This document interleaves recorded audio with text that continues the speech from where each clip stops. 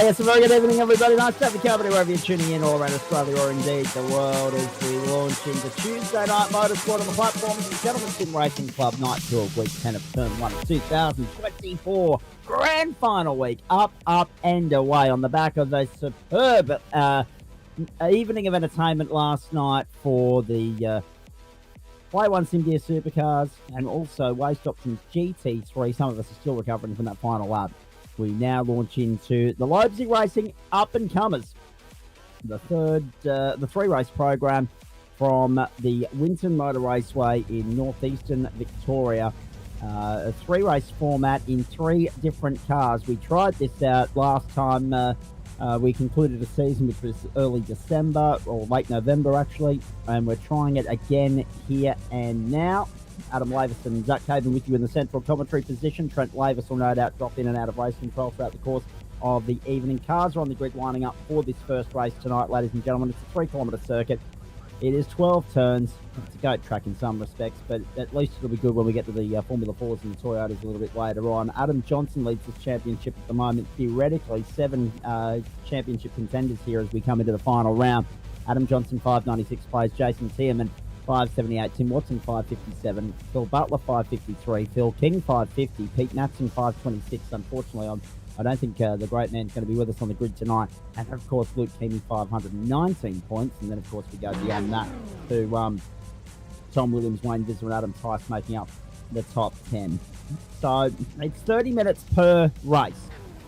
Lights out to flag. There's the grid for the first one. Tom Williams, Phil King, Aaron Bryan, Phil Butler, Justin Cotter, Tim Watson, Colin Bennett, Jason Tierman, Justin Schweikert, and Greg Padgett. Beyond that, we've got Michael Ladder, Adam Johnson, Luke Keamy, and that's it. So 13. Beyond that, actually, Gary Wellman and Scott Craig, it looks like, have taken to the grid at the back of the field. There are 2 cars that aren't on the grid as we get ready for lights out. Away we go. Justin Cotter's opted to start from the lane, and there's a jump start already. Can you believe that for Tom Williams? That's Phil King. Oh, no, sorry, Phil King. And 2 stalls at the back. On the outside. 2 stalled cars on the grid. They make it to the first corner. It's Tom Williams with the jump. Phil King's going to be coming to the lane with the English pay. Oh dear. And it's a long 30 minutes ahead, which should equate to, well, about a minute 20 a lap here. Not sure if we're going to have pit stops throughout the course of the evening. So we'll be north of 20 laps tonight, ladies and gentlemen. Probably 21, 22 is where I'm looking. 3 laps every 4 minutes, 3.7 to 28. That's 21. Yeah, 22, 23 laps is where we're going. Trent Lavis, good evening to you. This is your baby, the up-and-comers, and already they've made some work for you off the start with some stall cars on their grid and a jump start as well, and even some sympathy coming from our comments section as well. I'm just waiting for Lavis to unmute his microphone, so we might not be able to go to him just yet. Actually, we can. Mate, good evening to you. Nice to have you on board. Grand final tonight. Here we go again. Yeah, mate. Another year, another season in the books. A couple of things at the start there I need to have a look at. Unfortunately, my internet wigged out literally right on the start, so I don't know if I've got everything. I might have to rely on some replays for yourselves once you get a chance to have a bit of a look at it. So a bit of a bummer there. The reason why you paid that. Oh, just had some. Oh, Justin Cotter off the road. Justin Cotter off the road, coming round on the main straight. He's learned some. Now, there are 2 good things about being at Winton, as far as in the virtual world is concerned. One is we don't have to deal with the people that actually operate in the real world. And 2, I can't help but appreciate the cruel irony that is, as we watch Scott Craig go for a spin, there are just as many starters in this race. Actually, there's 2 more in this race than what there were for one of their signature events on their calendar last September, the Winton 300. So, and Trent, you know what that's like. You've seen the 300 concept die a horrible form of death up here in Queensland. It's a great format of racing, but unfortunately not on Winton's watch. So at least we've only got half an hour with a 15-car field tonight as opposed to 3 hours that they had back in September. Tom Williams the leader, Phil King second, Aaron Bryan third, Phil Butler fourth, and off the road, Phil King's Phil Butler's off the road. Drama early and a few drivers tripping up, boys. I'm wondering if, with King's fan club turning up, whether they've seen the start yet, because here he comes. As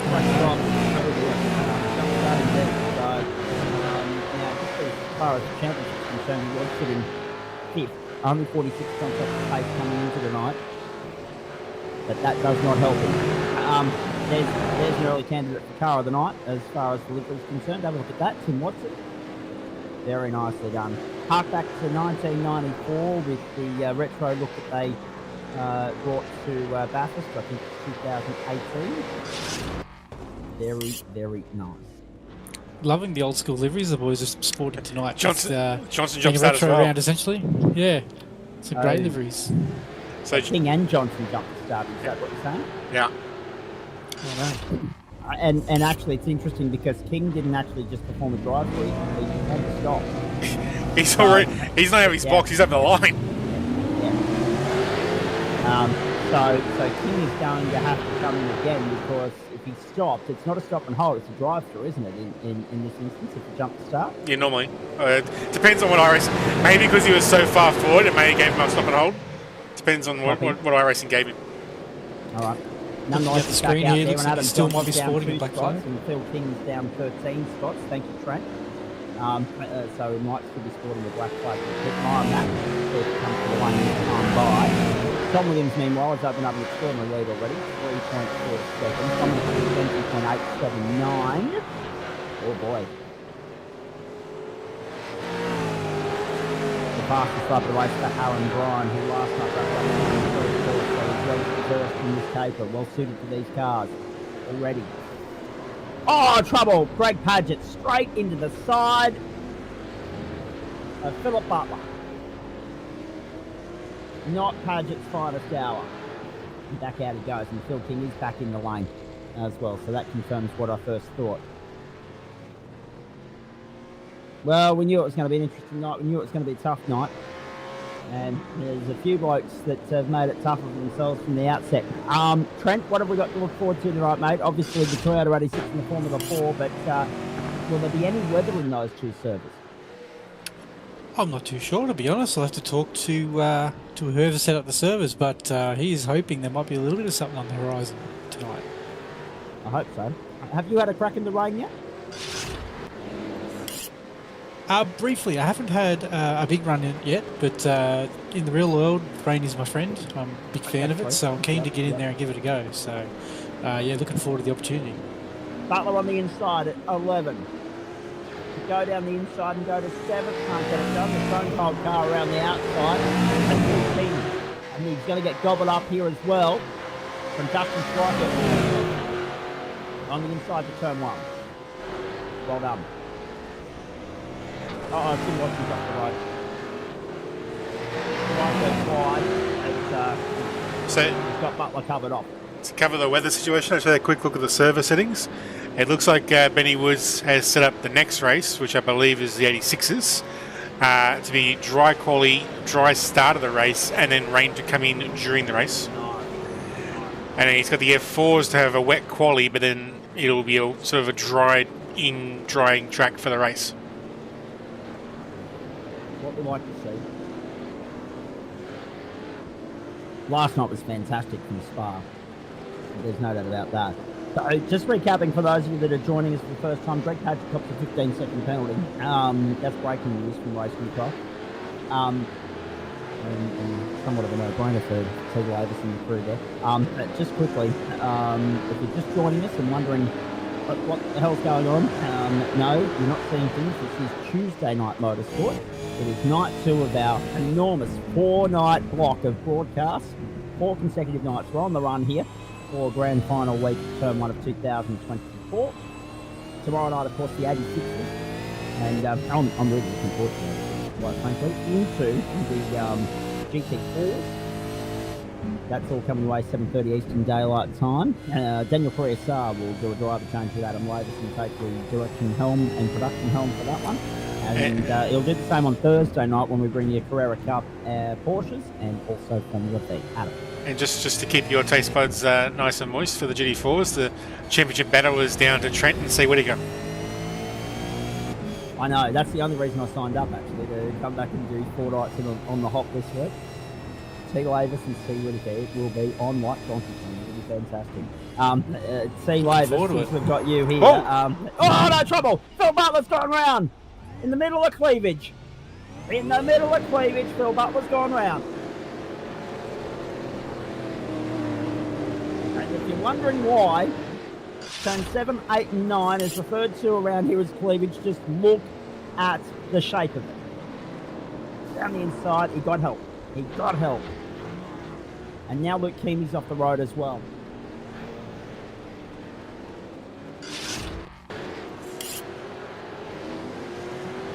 I get why Dick Johnson referred to it as a clothesline. It's one of those circuits that can be hit and miss. It can throw up some spectacular racing, but I've found, Trent, in the history of both being there and also commentating races on the simulator, through the virtual world, through iRacing and the GSRC, that the smaller the car, the better the product. It is a circuit that, in my opinion, suits those tighter, compact, nimble cars. So the Formula Vs, the MX-5s, the 86s. So I think the 86s and the Formula 4s will be really good around here. Oh, trouble. There he goes, Justin Cotter. Your thoughts, Trent? Yeah, I think the smaller cars do suit the track better, but even with the bigger cars, it's always more of a challenge as a driver to get around here with speed and also be able to race too. So to create those opportunities to overtake, that's the biggest challenge of Winton, if you ask me. But it then can be a bit of a procession if you've got lots of very skilled drivers all at the same pace. You know, it can be a bit of a challenge. Yeah.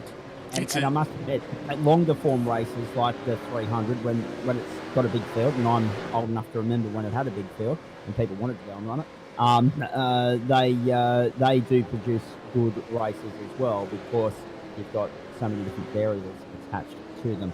Lobezy racing up and comers. Fully on the platforms of the GSRC. Race 1 of 3 tonight. Off goes Greg Padgett, going a lap down at this point. He's the first one to be put down a lap tonight. There have been a couple of pit stops already. What's the situation there, boys? With regards to fuel strat, do we have to? Will we see a splash and dash tonight or not?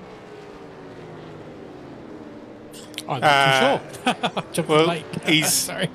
He's got the fuel server is set to 100% max, so it'd be depending on what setups he's used, whether the setups have a limit. So possibly not in the supercars. We'll have to wait and see. Maybe in the other ones. I think if he's using one of our normal GSRC spec 86 setups, that'll definitely probably need to stop. And not sure about the F4. So because he's set these as fixed servers, he's got the setups set with a fixed amount of starting fuel. So that'll be the determining factor, which unfortunately we can't really look up without knowing the server settings. Copy that. Sets for all 3 races should require a stop. Is the message coming through? Well, he's the one that set them up. That's Ben. Good boy. Thanks for keeping us informed. Appreciate that. And whether it's a stop for fuel or whether it's a stop for a change of tyres, as Trent and Adam are already alluding to, wait and see.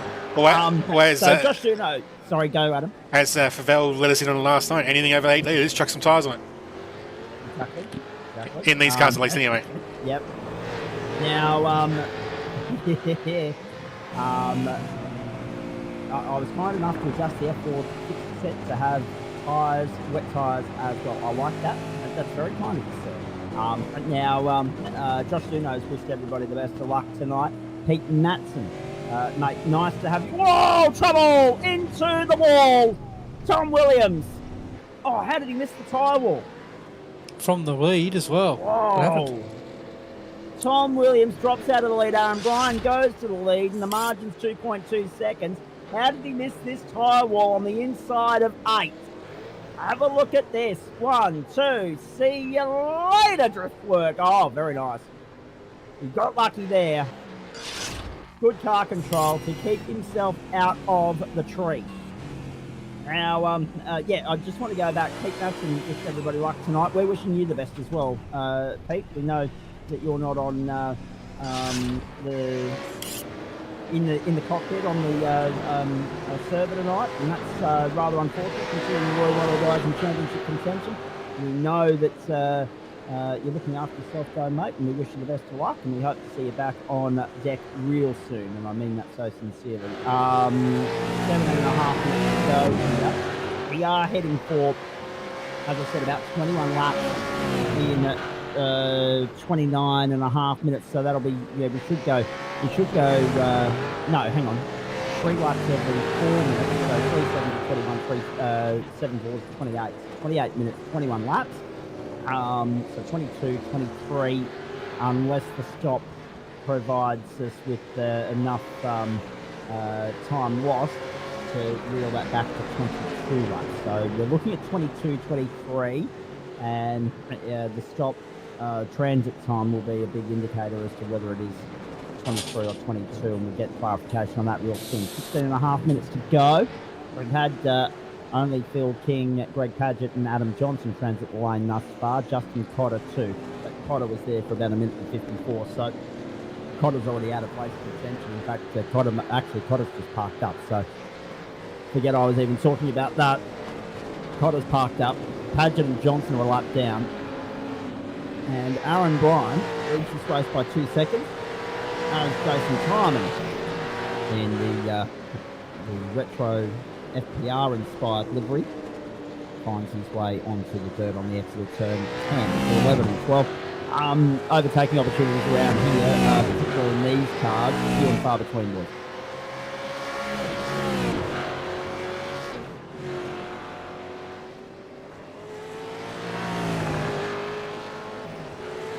Sorry, mate, I'm just trying to chase up some incidents at the moment. A bit difficult without the technology at the moment. You're right. So. Yeah, Adam Lavis, you've had a few races around here in your time. Overtaking opportunities aren't easy. No, it's but it's one of those things. It's one of those tracks you really got to try and pressure the guy in front of you into a slight mistake and try and get a good run on the backside of that mistake. There are a couple of spots where you can sort of try and go for a move, but all of them are fairly risky without the other person having a little bit of a blue or a bad run. So it's just a matter of putting that pressure on and applying the heat, applying the blowtorch, and see if you can make a crack. Copy that. 14 and 53 left on the clock, ladies and gentlemen. We've just gone past half race distance. Aaron Bryan has completed lap 11. He's on to lap 12. And Phil King, Michael Latter. So Michael Latter's now pitted as well. That's important to note.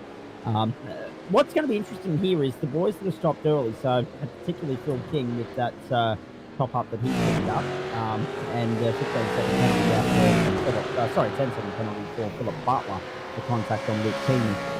Jason Tierman coming to pit lane now as well. So his stop is about to unfold. What's going to be interesting is when you stop early, whether they've then got to stop again. What's that threshold? How early can you stop and get home? How late can you run before you splash and dash? All those questions soon to be answered. And on the other side of the ledger as well, boys, I should point out, it is a Tuesday night. It's rare that we have live international sport on a Tuesday night, but the Socceroos are playing Lebanon down in Canberra tonight. I'll keep you updated on the scores as they come in. Also, I'm still wondering, is this Justin or is it Aiden? As we're not 100% sure. It could be Justin, but there is a chance. Aiden does let the pop in when we do broadcast the up-and-comers, so maybe he forgot to log in, log out. But it could very well be Justin, so until we find out for sure. But there is a little cloud above this car of who is actually driving. Copy that. It wouldn't surprise me. It would not surprise me. So Schweikert in 5th place at the moment, running down the back straight to turn 11. Watson in close tow.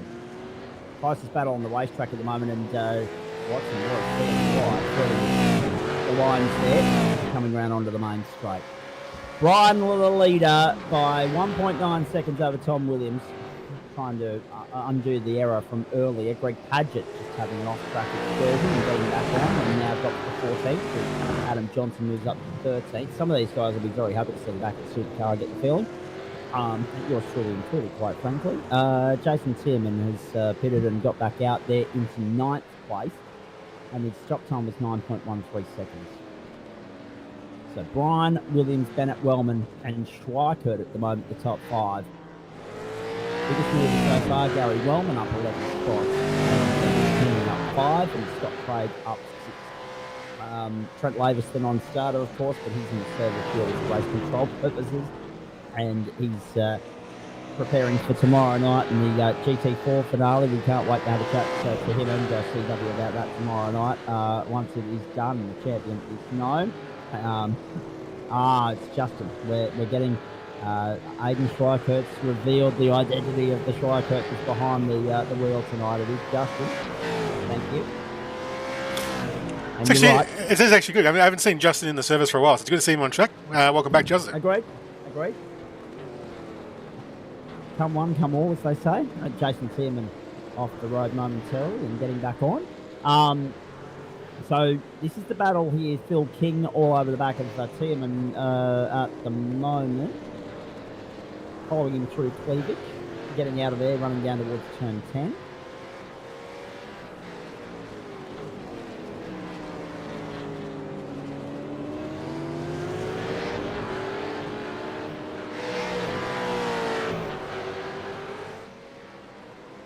Lobezy racing up and comers. Luke Keeney to pit lane. And he was one of the top 8 yet to stop, make it 7. Scott Craig also yet to stop. Everybody else has been in. We know that Tierman and Ladder should be right to get home. Johnson 2, there's just a little bit of an asterisk next to anyone that's pitted earlier than that. Off goes Tom Williams again. And he's more trouble looming. Phil King with a move down the inside. Displaces Tierman. Very nicely done from Phil King up into 8th spot. So, as Williams was off the road, is now taking himself to pit lane, boys.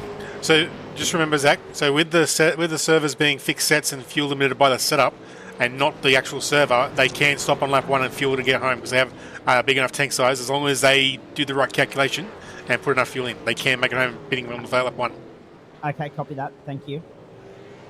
Wasn't sure of what the rule set was.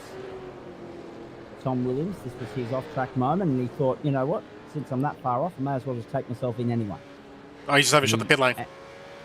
And he fluffed it going into the lane. He caught the tyre wheel.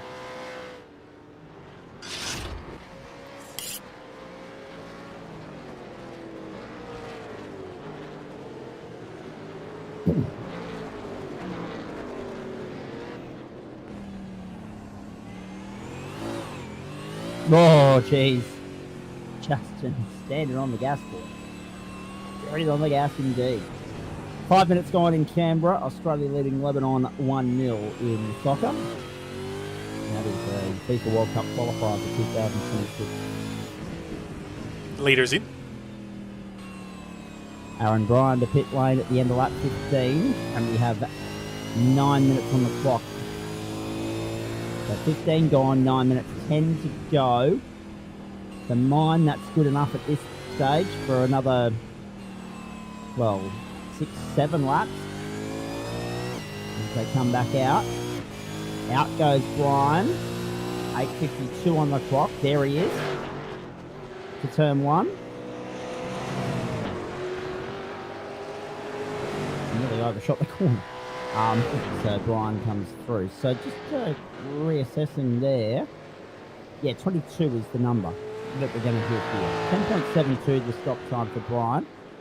And his fastest of the race is 1 minute 20.879. Schweikert now takes over the lead of the race, but the effective leader remains Bryan. 1.8 the margin. And now that we have... excuse me. Now that we've done the calculations, Aaron Bryan will take us to 22 laps. This time by the line will be under 8 minutes to go. 3 laps every... Oh, geez, Tom Williams started out so well, and that's incident number 3 for him, in which he's ended up in the wars. So 3 laps every 4 minutes on the basis of a 1 minute 20 lap time. 1 minute 22.44. That's the mathematics of it. 4 times 2 is 8. 6 laps, and we're inside that threshold now. So of 8 minutes to go. So it'll be 6 laps at the line, and Aaron Bryan will bring us to the checkered flag. But Justin Schweikert continues to lead it at the moment. How long can he stay the official race leader for before Aaron Bryan restores order here when Schweikert comes to the lane to pay the invoice of the splash and dash? So the field's not yet cleansed. Philip Butler's also soldiering on to lap 17 before even contemplating the pit stop here.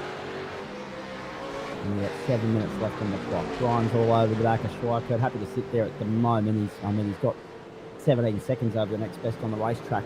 Once you eliminate Schweikert and Butler from the equation. Down the inside to turn 7. Opted to go now. Pull the trigger and run. Bryan not content to just sit in there and follow the leader. He wants to not just be the effective leader, but be the leader.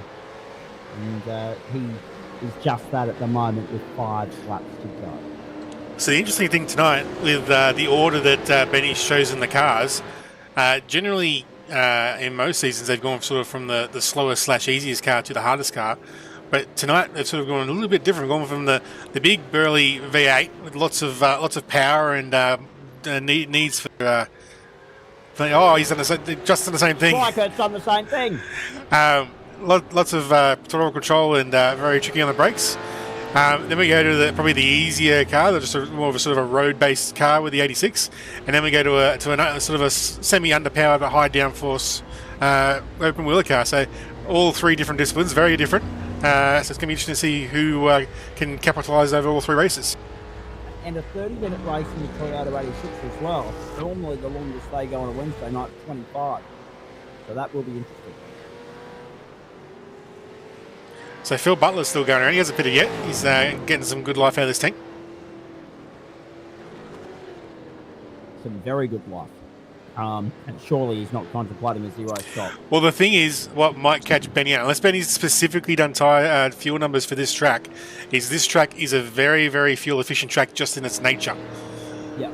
So if you've gone somewhere else to get your fuel numbers, which is what my average is based on Road America, if you compare that to here, as we saw a few seasons ago, when we were doing the V8s properly, you could actually do the old 45-minute race without a stop, which was ridiculous because that involved saving like 15-20 minutes worth of fuel compared to a normal track. Indeed. And we have seen races won here before via the method of fuel saving, but for no more for Phil Butler. He's on pit road. So poor old Tommy here, he's had all the pace in qualifying and practice, made a few mistakes, now he's under pressure for third place. Yep. Well, under pressure for third place. Second. It's going to be second. Yep. So Wellman and Williams make their way down to... Wellman! Oh, jeez. Just barely hung on to it and barely avoided taking Williams for a ride. And what's interesting is... That would have been a sting in the tail. If Schweikart didn't fluff up his entry, he could have come out in front of these guys. Now he's going to have worked past them again. Yep. So what we're saying there is Schweikart could have easily been second or third. Anyway.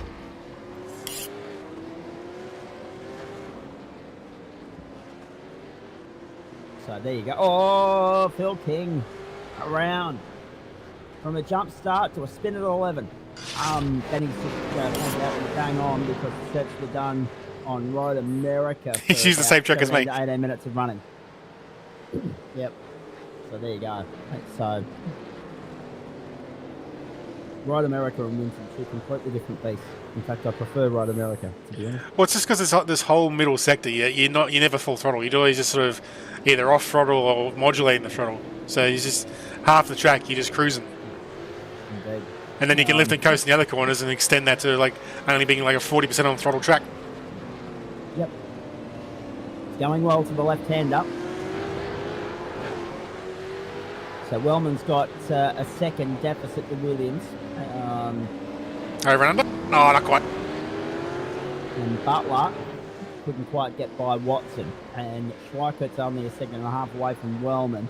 We're on lap 20 with 3 minutes to go. It'll be 2 laps at the line. It'll be Aaron Bryan comfortably taking the victory here. Look at the margin. Look at the lead advantage that he's got. It's 35 seconds. And there goes Adam Johnson. Oh, no. No. I think John. It was too far gone before the correction. Otherwise, that would have been a very nice bit of distance. I think John's going to be much happier in the other two cars. I think this is probably his weaker car. Oh, look out, Butler! Uh-oh! Phil Butler spinning. Tim Watson, the beneficiary of that. Here comes Kingy. Fifth, and Phil King up the outside for a sixth. King and Butler at it again. Not the first time in the up-and-comers. Scott Craig off the road. Back on. Brian leads. Williams is second. 35 seconds the margin. And we're inside now. 2 laps to go for Aaron Bryan. Great job avoiding that one.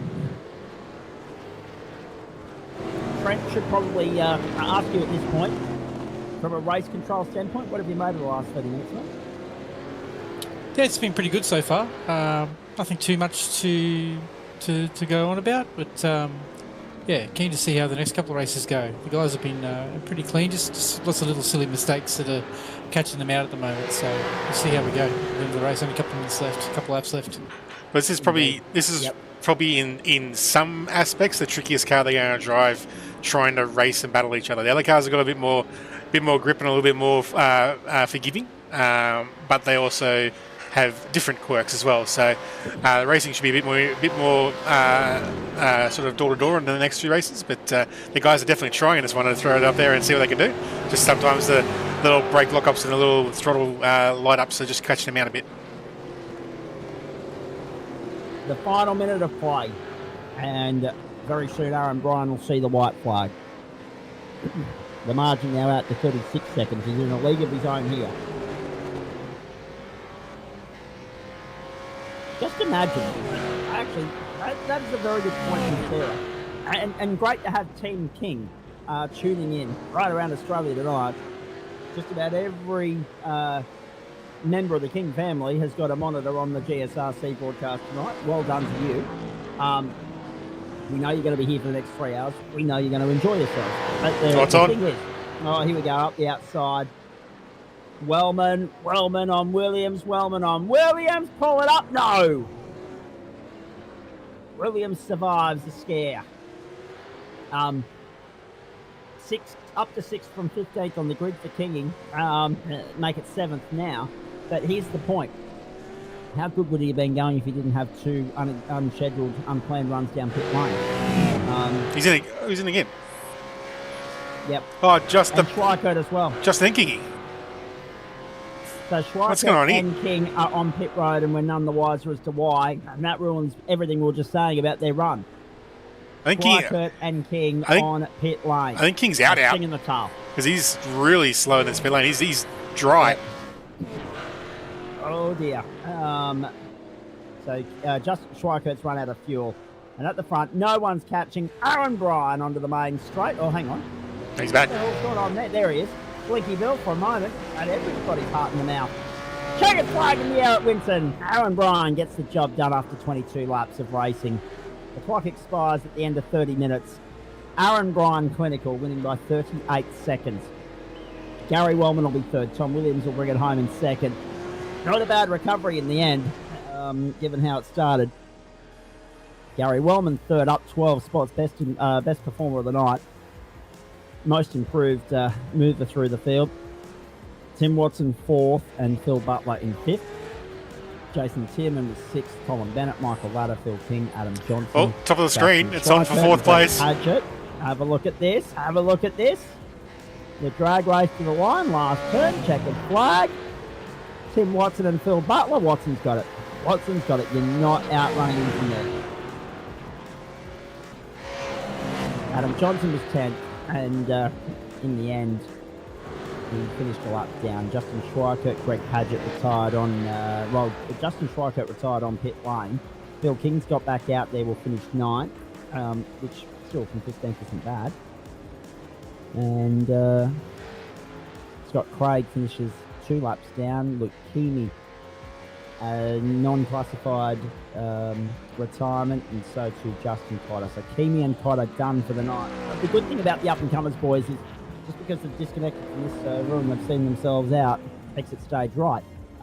They've got 2 more bites of the cherries. All they've got to do is log into the next server when it launches any tick of the clock. And we've got Formula 4 and we've got Toyota 86s to come. So the interesting, like we had 7. Obviously, Pete's not here tonight. But so of the 6 active guys for the championship, none of them had a good race. They're all at the back. No, they all had a shocker. The nerves and pressure at grand final night that could happen to anyone. Now, have we got any cameos like last time, guys that didn't want to race the supercar that are going to come and run the other 2 and vice versa? I think Benny Woods himself might be jumping. I think he said he might not make the start of the first one, so he might be a new starter for the second race. So I might see at least 1 extra car. There are the results. Aaron Bryan, Tom Williams, Gary Wellman, Tim Watson, Phil Butler, Jason Tierman and Colin Bennett made up the top 7. Michael Ladder, Phil King and Adam Johnson took us back to 10th. Greg Padgett, Justin Schweikert and Scott Craig rounded out the finishes. Well done to Aaron Bryan. That was a superb performance. Led it pretty much from the moment Tom Williams gifted him the lead by veering left through cleavage across the grass and did not look back. Went on with it and won by 38 3/4 seconds. Some highlights for you now. And even for Winton, it was a relatively clean start. But that's the one thing about up-and-comers. It's relatively clean racing, Adam Lobezy. Only once tonight did we really see any car-to-car contact that went punished by race control, maybe twice in 30 minutes. These guys are out there for fun. Yep, if they need to get serious, they go door to door. But 9 times out of 10, they keep it clean. You know, they do their best to try and keep it clean as best they can, but they are still also learning their craft, so there will be some mistakes made, but they do sort of understand when they're starting to make a mistake and then try and back out of it, which is also a good way to go when you're learning, to try not to compromise someone else's race by you slightly overcooking your attempt. Oh, boy. So 1 race down and 2 races still to come. We've got Tom Williams and Aaron Bryan standing on by. And Aaron Bryan's going to join us. And, I mean, what a week it's been for you, Aaron Bryan, as we say good evening to you. A very comfortable win here tonight on the back of a very good run last night. So far, so good in the supercar this week, mate. Yeah, thanks, mate. Last night was pretty good, but tonight quite enjoyed racing. And I think I sort of capitalised on a mistake that I think Tom made by putting too much fuel in the car. I thought I heard him say. Let's get confirmation from Tom himself, who joins us here for a chat. Tom, I mean, to be fair, if that was the case, a little bit too much fuel, that was the least of your concerns. You had a bit of drift work going on there, and some of it cleaner than others, including a very close excursion towards the tyre wall in the middle of cleavage? Yeah, that's safe to say. I can confirm I underfueled the car. So I had the fuel save towards the end, but look, made a mistake coming into pit lane as well, which obviously doesn't help. First time driving these cars, so they're a lot of fun. They're very, very hard work, but congrats to Aaron. He had pressure on me right at the start, and he got me in the end. Well, let's double up the congratulations here, of course, and say well done to Aaron for last night's run as well in the supercar, fourth in the race. But that ticked the box to get the championship done as well, mate. I don't think we got a chance to cover that off and chat to you about that last night. So let's go back there for a moment. What did you make of the run around Phillip Island? Fairly intense battle in Super 3 towards the end there, but you must have been relieved to tick the box to get the job done and win the championship. Yeah, I was pretty happy to be able to get that over the line. I had a pretty bad start, actually. One of the guys popped me off the track on turn 1, and it just took me a little while to recover. But I managed to get back to P4, which I was pretty happy about. So, it was nice to get that championship over the line. We've had, just for the benefit of everyone tuning in at home, we've had 51 different drivers, or somewhere in that vicinity, in the Lobezy Racing Up and Covers so far this season. I mean, we don't have the full complement here tonight. It'd be great if we could, but 51 around Winton would be hairy, let's be perfectly honest. Aaron, now that you've got this win in the bag, talk us through the rest of the night. How do you see, are you sticking around and having a run in the Toyota 86 and the Formula 4, and how do you see those two faring for you? Yeah, look, I'll stick around for the Toyotas, and we'll see what happens with the last race, time-wise. But look, there's going to be rain in the next one, so it's going to be interesting. I haven't done too much in the rain. I wouldn't imagine it would be too much different than a supercar here without...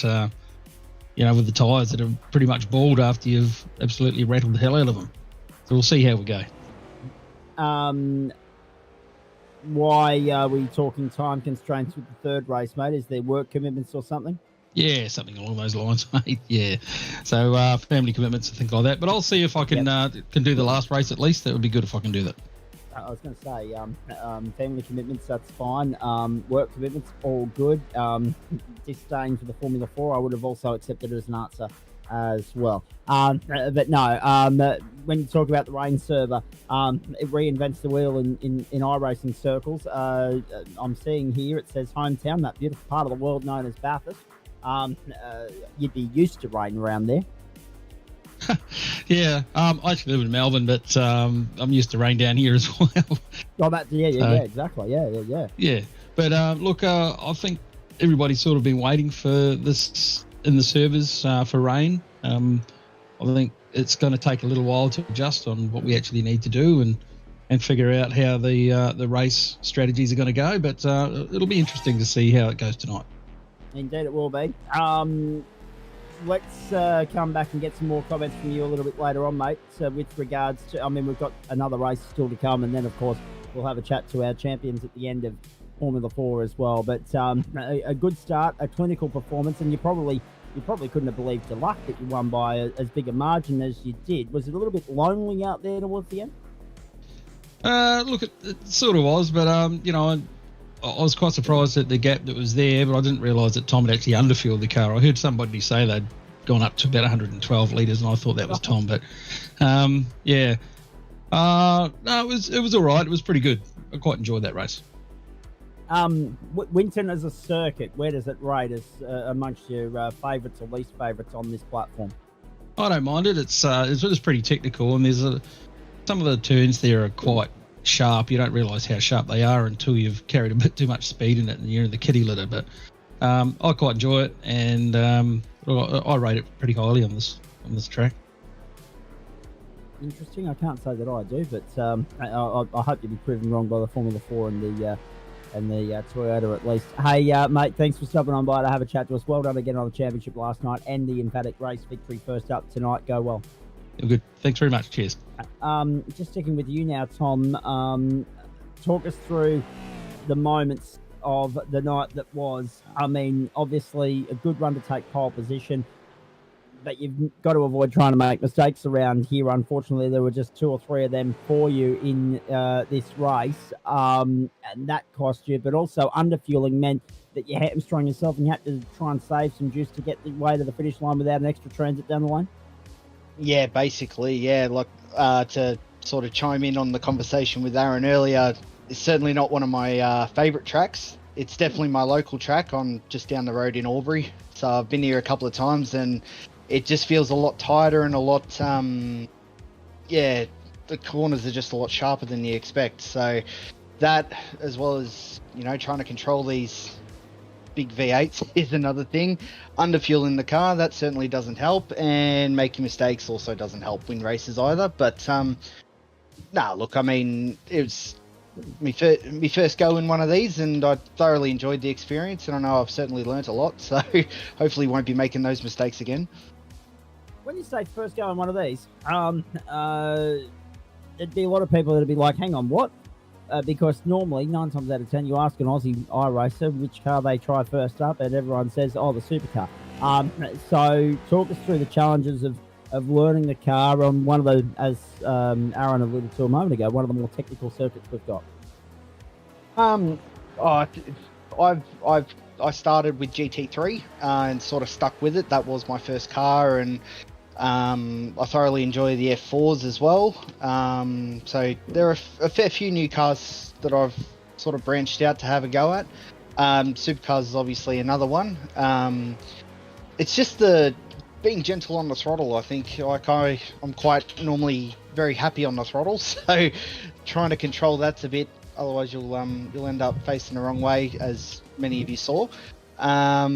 But yeah, other than that, like, it's obviously gentle on the brakes as well, and they're just so heavy. You're like, that's the other thing. You don't realise how heavy they are until you jump in and try to get around this circuit without, trying to stay in the track limits. And these corners are very sharp as well, so they often caught me off guard, anyways. And they're a lot of fun once you wrap your head around them. How are you feeling about the next 2 cars? I mean, you've already alluded to the fact that you like the GT3s and the Formula 4s, so obviously the third race we're looking forward to for you.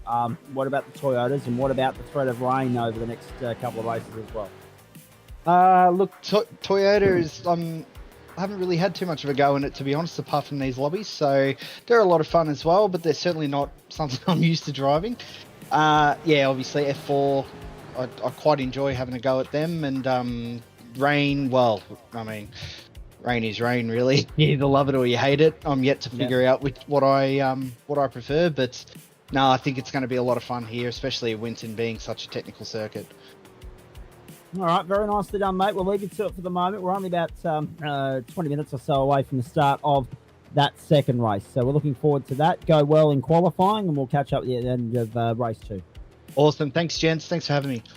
Just reminding everybody, this is a 3-race program tonight with separate individual servers. 30-minute quali, 30-minute race in all servers, hence the long layover time between the races tonight. But that gives us an opportunity to have a chat to these guys on the hop as they're jumping out of one race server and into another qualifying server. Jason Tierman, to you, last cab off the rank in this segment, and thanks for jumping in to have a chat to us, mate. 6th in the end, up 2 spots. Is that a pass mark for you? Yeah, I think so. I've had had my struggles with this circuit. Got in a little bit of practice over the week. But yeah, just similar to the other boys, the V8 can be a bit hard to handle, especially on a light and technical track like this. So, it felt good to get around it, but mostly just trying to keep the car on the track. I was going to say, of the 2 liveries on the screen there that are retro throwbacks, you've got one of the more iconic ones of the supercar era in question here on screen with the Pepsi Max FPR cars that won the big race on the calendar back in 2013 and then famously in 14 as well. Ford Holden in these cars, is there much of a difference, or is it just a personal preference for you guys? I actually found the Ford a little bit easier to drive. I'm actually I was a Holden fan when they were around. Mark Scaife actually went to my school, so. Oh, there you go. But yeah, just always had a bit of a trouble getting the Holden round some of the tracks when we ran them early on during the year, and found the Ford a bit easier to get round. So just ended up sticking with that, and love a good retro livery as well. So yeah. As far as staying out of trouble was concerned, is it easier said than done around here? Yeah, it can be, especially later on in the race. The tyres definitely get a bit slippery. I think my pace fell off a fair bit towards the end. But, I was pretty happy to sort of finish in front of, some blokes that I need to finish in front of. And, yeah. Yep. And what are your thoughts on the next two races, mate, with respect to both the car in question, the Toyota or the FIA Formula 4 cars, but also the weather possibilities as well? Yeah, looking forward to it. Second season of doing up and comers, so I've had a fair bit of exposure to the Toyotas. I ran a lot of Formula 4 last week as well. Haven't had a lot of time in the rain though, so done a little bit of practice, but this would actually be my first race in the rain, so similar sort of thing, just going to try and stay out of trouble, not take any of the boys out, and go from there. And I guess the fact that it's a very different format tonight, that you get to go out there and qualify each car, so instead of having invert situations and having to deal with cars that are potentially slower than you, you've got the opportunity to start on merit exactly where you rank as far as pace is concerned. That adds an interesting element to it. And also, of course, the fact that we are going car to car to car. Everyone's in the same boat. But this is Winton at the end of the day. It's important. Qualifying is so important here, mate, because, as you know, overtaking opportunities don't present themselves all that easily. Yeah, absolutely. It's good having a couple of bites at the cherry, probably a bit slower in the V8 than what I am in the Toyotas. Just looking at some of the boys' lap time coming in now. Still got a bit of work to make up there, but sitting a little bit up the front at the moment. I'm sure Tom will get me in a couple of moments, but yeah, but it's good. Yeah, I think everyone sort of has their own cars that they click with, and it's sort of important tonight to capitalize on the one that you're most comfortable with, I guess. Adam Johnson's standing on by to have a chat with us as well, mate. So we'll let you go. We've got about 15 minutes before that next race starts. Good luck with it. Check in with us again between Toyotas and Formula 4. Go well. Thanks very much. Thanks for having me. Good to have Jason Tierman in here. And we will take a break between servers, ladies and gentlemen. We'll because we've got to switch between servers, as you know.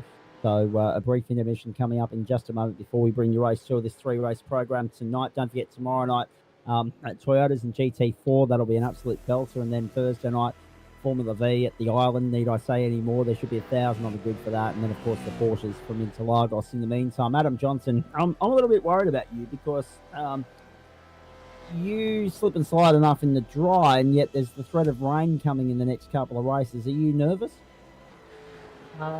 If the supercars were in the wet, I would be nearly going, I just may as well quit. That car is my absolute nemesis. Yeah, Adam Laver said that you'd be happy to see the back of this one, mate, but at least you persevered with it and you still scored a top 10. Yes. I knew coming in, leading the championship, while knowing it's very close, and knowing that after the supercars, and out of the 3 rounds we've done in the supercars, 2 of the rounds I've done absolutely terribly. So I knew I didn't have good form coming in. And it was just try and limp through and actually get a result. Not burying the wall and not finish.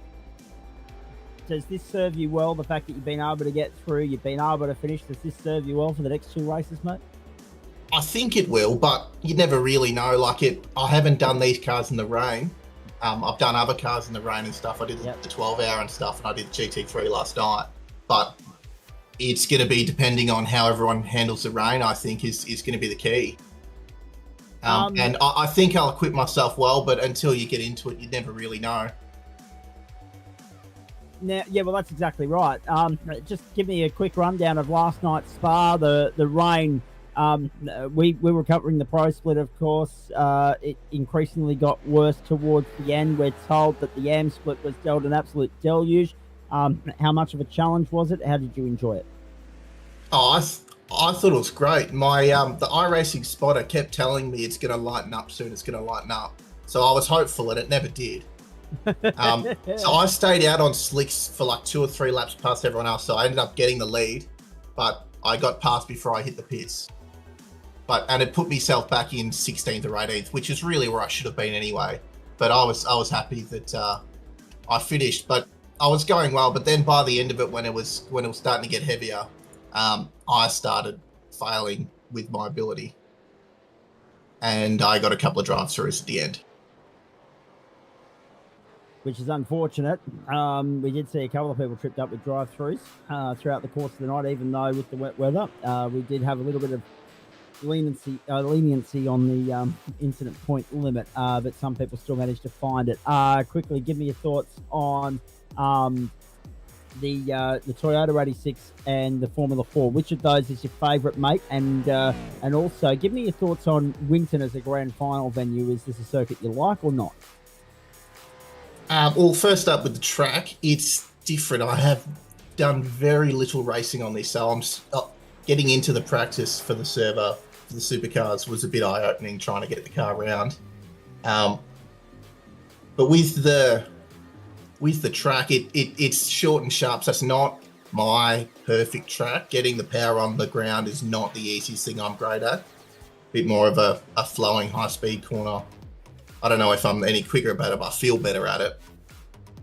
With the cars, I'm probably about equal, maybe a little bit better in the Formula 4s, or I think I am, but I get good starts off the GR86. But then again, a 30-minute race, a start's not that big of a deal at this point.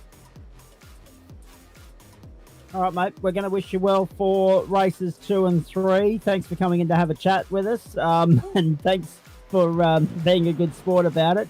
Congratulations on surviving in the supercar, and hopefully they'll be kind to you in seasons to come, and they won't offer up the supercar. They'll offer up something different, more to your liking, on an up-and-comers Tuesday night, mate. Good luck for the next 2 races. Thanks, mate. We can only hope. Yeah, we can only hope indeed. This is Lobezy Racing up-and-comers.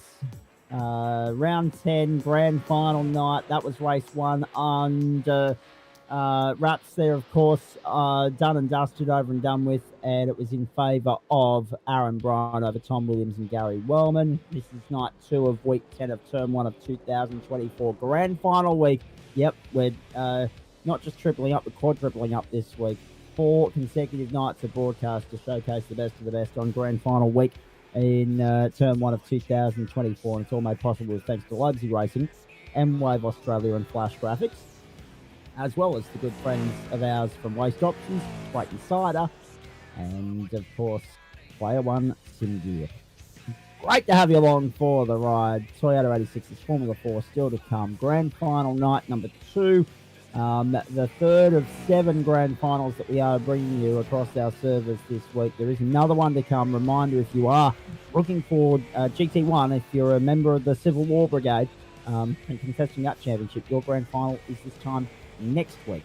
It's held over so that we can showcase the up-and-comers, and we can also extend your clock, give you guys a race in clear air, start you a little bit earlier and give you an extra hour of running. So that is coming up next Tuesday night. Hope you're enjoying our coverage of up-and-comers from Winton, a break and back with the Toyotas, hopefully in the wet in just a moment.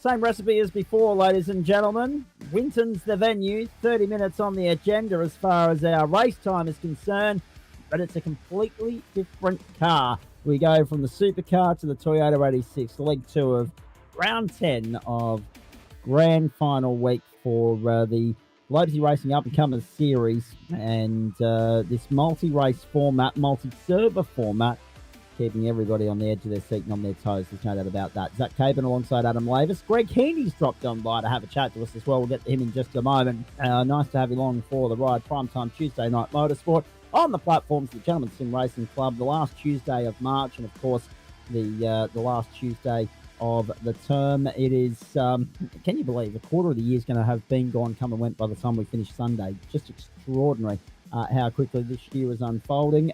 We're in the middle of week 10. This is the third of our grand finals of 7 that we're bringing you this week, and we're thoroughly enjoying it. An update from around the grounds for you. 1-0 Australia at half-time in the nation's capital, taking on Lebanon in the FIFA World Cup qualifier. We've got track and server circuit conditions there for you. 23 degrees the on-track temperature, 23 the ambient, 8:31 in the morning, if you don't mind here, ladies and gentlemen. March 26, 2024, 10km/h winds as well. That will all change in just a moment when the server kicks into race mode. 74% humidity.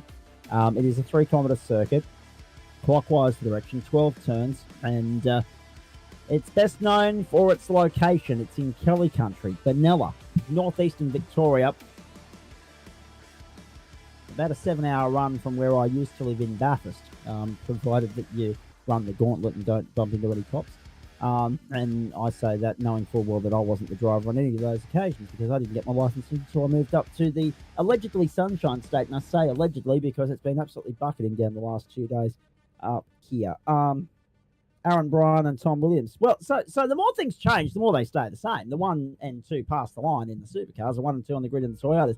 Colin Bennett and Adam Johnson, 3 and 4. Johnson already happy that he's in a Toyota and not a Supercar. Philip Butler and Kurt Nommensen, and then, of course, Oscar Haynes, Justin Schweikert, Michael Latta, Tim Watson. So already Nommensen and Haynes, 2 new names on this grid, server to server. There are 17 starters lining up. We go across the page. Phil King and Greg Padgett from 6, Jason Tierman and Gary Wellman from 7, Scott Craig, Jake Jackson and Justin Cotter making up the field. Greg Heaney, good evening to you. Keenly keeping an eye on what's going on here. Recovered from Belgium last night yet? Oh, most definitely. Thought I'd drop in and see how the boys, the future stars of the GSRC, we could call them, are coping with the weather. That'll be interesting. I know last night was rather Well, good. if you look in the background, it's coming. Look at it. Oh, Look yeah. at it. It's Good luck, about to boys. You're tip gonna down from a need it. great height. Now, Adam Lavis, clock's moving in sync with the real world. Just, no twice as fast, 3 times as fast or anything like that. But what are our current conditions apart from dark and cloudy?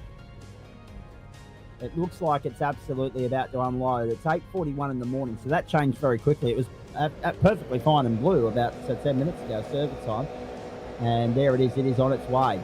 Oh, boy. Ready to rock and roll in the Toyotas. Will we require a splash and dash and a change of tyres here? We'll find out very shortly. Jono! From 4th to 1st on the run to turn 1. What a start that was! Launched it off the line beautifully. The 2 pole sitters have been swamped. Williams back to 3rd and Bryan back to 5th. Wow. What a start. Jono leads them at Winton. Everybody safely away. Jake Jackson, Justin Cotter have opted not to start. So we're down to 15. Still more cars than I had for the Winton 300, and I'm going to get that ticket as many times as I can tonight. First minute of 30, and Adam Johnson leads at Winton. And absolutely loving life. Gary Wellman Greg, I'll come to you in a moment. Gary Wellman's had it off through on the approach to cleavage through turn 6. What were you saying, Greg? I was going to say, Jono did mention in the post race of the V8 that he does love the 86 one and can launch him off the line pretty well. So there's your proof. Absolutely, set out and proved it, and did so knowing he was on broadcast. So again, if you're just joining us, for various reasons, we haven't been able to showcase Tuesday and Wednesday night categories throughout the course of the season. We've got a rare opportunity to do that this term in this particular week, grand final week. We're going the extra mile, putting in the extra yards and effort and hours to make sure that these guys get a little bit of recognition and a little bit of airtime. Down the main straight. Interesting to note, Scott Craig's had an off coming onto the main straight. Yeah. Lit it up and ended up on the grass. When is the rain going to arrive? That's what everybody wants to know. Colin Bennett's wriggled in Adam Johnson. Tom Williams is third. Phil Butler is fourth. Look at it. Look at it. It's coming. It's going to hit the last corner first. Absolutely it is. Oh, it's perfectly fine over here. Have a look at Zuno when you put a hose on the clothesline. Yep, exactly. And it wasn't just light. It was the next level up. It was the yellow and the orange. It's moderate range. Yep. So we are going to require a little bit of caution to be taken here from these guys. It could well trip somebody up tonight. It could well make or break championship. It is going to keep us entertained and amused right to the very end. Let's ride on board with Adam Johnson. Replay the race start. Look at this launch. Beautiful. Sliced and diced through the middle. Perfect precision. Magnificent. So now it's a case of, and you heard again, Greg and Adam, a few of these guys mention that they don't necessarily like or have much experience with these cars in what's about to hit. So it's a venture into the unknown for them, and it's about who steps up and answers the challenge the best. They will reap the reward tonight. And as we saw last night, Greg, as you know, Aidan Luthwaite, one of your teammates, there will be a couple of standout performers that make their presence known tonight and really state their case. Oh, most definitely. It's just going to be a matter of which one of these boys can maintain heat in the tyres while the lighter part of the rain comes over. And whilst it's still light, as Adam showed before on the radar, the light green stuff's not too bad as long as you've got hot tyres. But once it's the light blue part of the radar, if I get it right. I've done enough practice of my own, I should know that. You're right. The light blue stuff, not an issue. As long as you've got hot tyres, you'll be fine. And you got an off around there. We've got a couple of cars off coming through turn 6, 7, 8 and 9 through turn 7. That was the trouble point, Phil Butler. There were a couple of others that found their way onto the grass and dirt through cleavage. This is where the field's going to divide and separate. Round they went. Evasive action taken left, right, centre. And poor old Phil Butler left behind. And back now in 12th place. Colin Bennett under pressure from Tom Williams. Whoa! Williams has gone round. Change of car. Same drift work. Same circuit. Different corner. Tom Williams. You can see the rain. You can see the rain is in the trees back there in the distance. So the other thing that's going to be interesting here, it looks like it's coming slowly. So it might start like slowly wet that back end of the track. And you can see how far away those last two corners are to the rest of the track. So this could be a half-half track situation for a few laps for these guys to get used to. Yep, and I thought we'd have more of that last night at Spa, to be honest with you. Aaron Bryan under pressure here from Oscar Haynes. Off goes Gary Wellman again. Wellman's having a shocker tonight in the Toyota. A good run in the supercar. That's the point, isn't it? Different horses for courses. We've said it so many times before. This night of racing is for those that are versatile to step up and make it count. We talk all the time about different cars suiting different drivers. No better evidence of that than what we're seeing here. It's the same track. Sure, conditions are slightly varied. First time in iRacing history that we've actually legitimately been able to say that. And it's now just about driver ability, and you've got to buy a little bit of luck along the way. So driver ability and that adaptability, being able to go from car to car and hit your markers pretty quickly, it's not an easy thing to do, Greg. No, definitely not. I think I wouldn't mind having one of those trailers these boys have got. And from what I can see, I think they've already got some water on the windscreen, maybe? Not yet. Not yet. Not yet? Not racing incident, Aaron Bryan and Philip Butler on lap 3. Danger racing incident by Race Control. We'll hopefully check back in with Trent Lavis a little bit later on. Josh Zuno stopped on by to say good day to us a short while ago as well. Here's Schweikert down the inside to 5th. Nomenson has been displaced. Whoa! And rides the ripple strip and keeps it off the wall barely on the exit at turn 2. Here comes Kingy. So easy to trip up at that point of the circuit. Kingy down the inside. Now that's the other point as well. No jump starts this time around, which is good to see. There were 2 of them in the opening race, King being one of them, and we saw it in the comments there a short while ago. Expect the rain soon. It is imminent here at Winton. We saw it in the comments. We didn't get a chance to address it earlier. Phil King's creep at the start there, that jump start, that slip was due to a mechanical clutch issue. So once again, those little 1%ers, those little problems that rear their ugly head in the real world, if you have an issue with your equipment in the sim world, just as punishing, just as costly. Those trees in the distance are looking pretty fuzzy. There's some rain in between them. Oh yeah, indeed they are. It's Here a coming. go. We're excited about this, and it just adds so much more intrigue, so much more excitement to this caper. 9 times out of 10, we would turn up here 4 nights a week. We knew exactly what we're going to be dealt with. Dry weather, and dry this, dry that. Now, there's uncertainty whether we're going to be treated with some wet weather racing or not. Jono's thrown it away. Loses 2 spots. His first slip up of the race thus far. He lasted the first 8 minutes, and now he's dropped down to 4th, and now the raindrops are falling.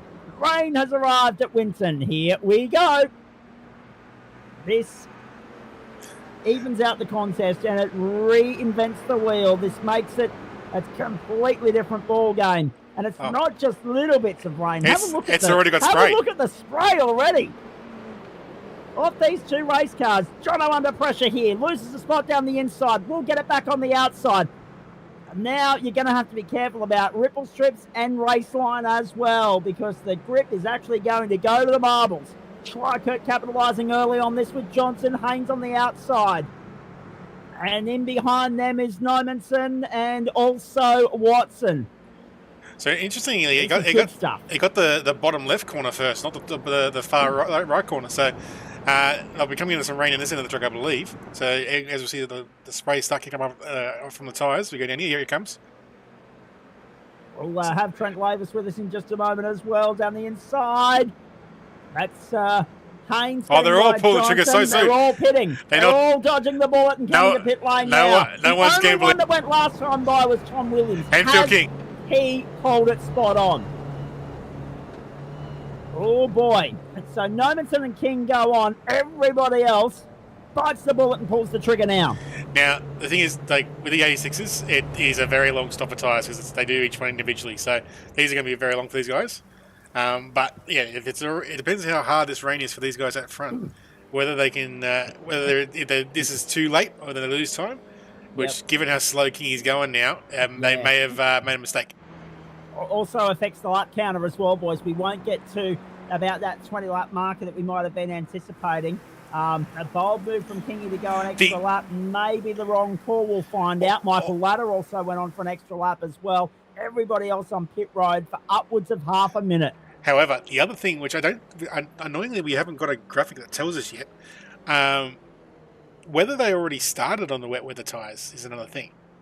Because they could have opted to start the race on wet tyres, struggled that first stint, and hoped the rain came soon, and then that saves them that big long pit stop. Because you can see Michael Ladder is 30 seconds behind these guys. Yep. Keep your eyes on all of that, ladies and gentlemen. We will wait and see. Off goes Colin Bennett. Off goes Colin Bennett. Oh, the slip and slide. Oh, boy. It is only appropriate that it is wet at Winton.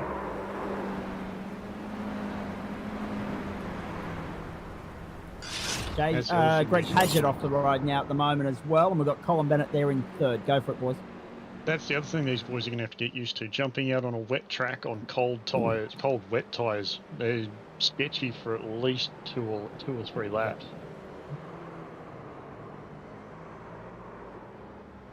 Oscar Haynes and also Colin Bennett.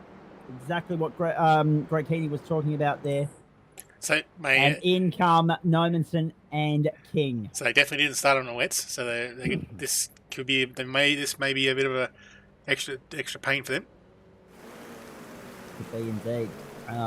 Race control wanted to trigger happy on the safety car, I wouldn't imagine, unless we get a proper crunch up and a block track. So that's not going to buy them a ticket back into it.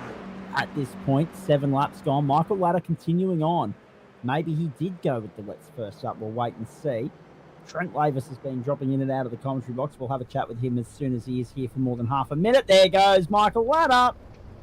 That's at turn 2. That's cost him a huge chunk of his already previously booked advantage. Aaron Bryan now off the road at turn 12 as well. So it's a game changer in every sense of the word. The strategy game, the strategy calls have gone out the window. These guys should be right now to race their way to the checkered flag. Oh, no. There goes Tim Watson.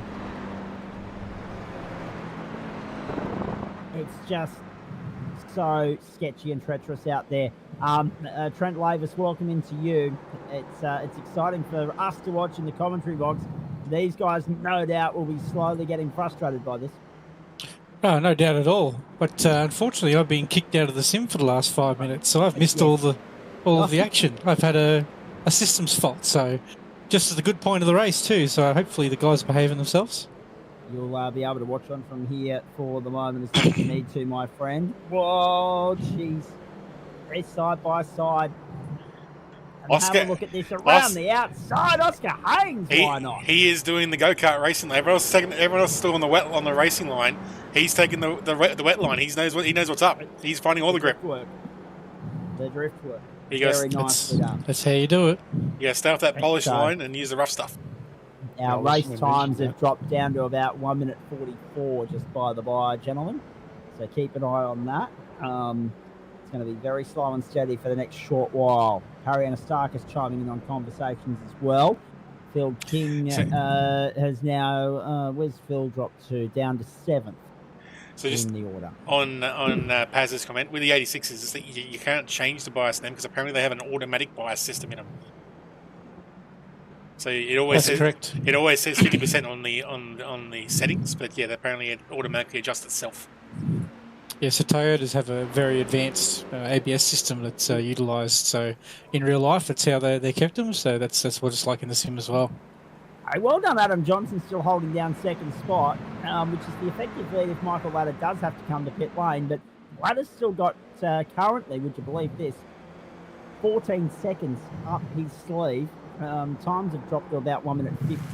Oscar Haynes with 1 minute 45 last time around is just toweling these blokes up, and he's going to be on them like a cheap suit very, very shortly if he doesn't think out of the system with a packet loss.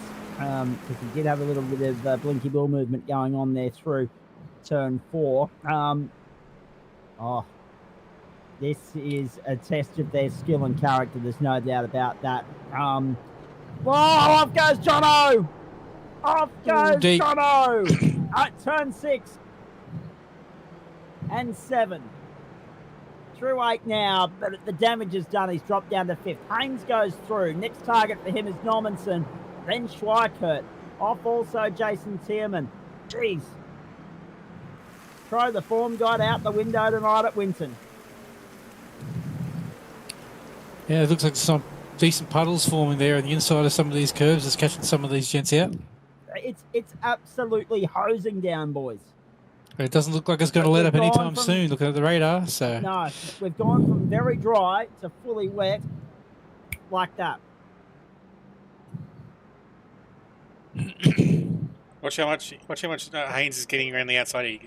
I know. He's on the grippy stuff. The other guys haven't caught on yet. That is brilliant from Haynes. Around the outside to 3rd. Next target, Schweikert. He's coming hard. 13 seconds he is down on Michael Ladder. We're 10 laps in. We've got 14 minutes to go. And last time round, he did a 1:53. no. Oh, no, he's thrown it away. Hope too soon. Last time around was a 1:48.5 compared to Rudder's 53.5. He would have been odds on to get him in the time left in this race, and now he's dropped it down the road to 6th. Bryden Johnson swapping around as well. It might not be the closest race in the world, but it's certainly more entertaining with the water factor in play. Yeah, no, Oh boy. I can just see little grooves on Letters tyres. He has gone to gamble and gone from straight to wets. So he's trying to run the gauntlet here. It's working for him so far, but his advantage is shrinking. It's only 7.5 seconds now. Johnson back down the inside. Thank you very much. Round the outside, trying to hold sway. Was, trouble. There goes Haynes. He's thrown it away twice in one lap. His charge is done. Jono still under pressure from Nomenson here. And Jono holding on for now. Colin Bennett now off the road as well. They are falling every way, which way here at Winton. Greg Heaney, you've picked a good night to visit us. It looks like Johnson's actually starting to learn here. He's starting to take the wider lines and he's finding there's more grip. This is the thing, isn't it? I mean, Greg highlighted it earlier. The importance of knowing the ins and outs of wet weather racing for these guys. The lack of grip you've got early on in the piece, cold tyres, wet circuit, breezy conditions. And these guys are our up-and-comers. They are the inexperienced of our club in many respects, and that's with no disrespect intended, obviously. So there's nothing like throwing them in the deep end to test them, is there? Oh, got to start them somewhere. Might as well make a bucket down. Exactly. But, I think Oscar's was just a rush of blood, I think. I mean, he was absolutely on a charge.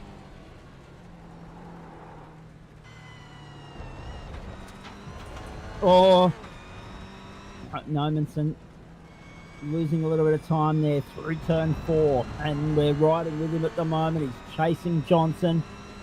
The only battle on the track at the moment is Phil King, Phil Butler, Aaron Bryan and Oscar Haynes. Have a look at this, 4 of them. We're keeping an eye on this one. There's been a cracking battle so far, and car positioning on the track is making such a difference to the speed through the corners, and they're all just tiptoeing around. Let's see how they go through here. Oh, Butler. No, can't get it done. Up the outside. Oh, have a look at this. Have a look at him. They might have him here with the grip. Look at this. And Butler right around the outside, and Haynes going with him. A position gain for Butler, 2 for Haynes, 6th and 7th on the racetrack. Brian left there in 8th and King is 9th. And they're side by side at the moment, and Brian's 1 out for now. So we've still got 15 out there. No, Scott Craig's parked up. He's done. Oh, there goes Aaron Bryan, the race 1 winner. He's thrown it down the road. Tim Watson was off track there momentarily. Kurt Nomenson is off the road. Nomenson was off the road coming into the final corner. And Latta, Schweikert, Johnson continue to lead this race. Williams is 4th. Latter's advantage has shrunk. It's now only 2.36 seconds. So the gamble did pay off to a point, but there's still 10 minutes to go in this race. 12 laps in. Probably another 6 to go at the... Oh, no, not even that. It won't even be 6 to go at the line. It'll be 5 to go at this rate. 1 minute 50, 3:40, 5:30. 7:29.10. Yeah, I tell you what, it'll be 5 to go at the line. So that will actually we will get 5 to go at the line because there will be that allowance for overtime. So we'll get to 18, which equates to 6 laps every 10 minutes around here, or 6 laps every 10.5 or whatever it equates to be, because there will be a little bit of overtime attached to this. There goes Tierman, and didn't see exactly who he got into the side of there, but it's not ideal for either one of them. Michael Latta now under pressure and gone. Passed by Schweikert. Schweikert's got to the lead. There goes Butler. Butler having a spin going into cleavage.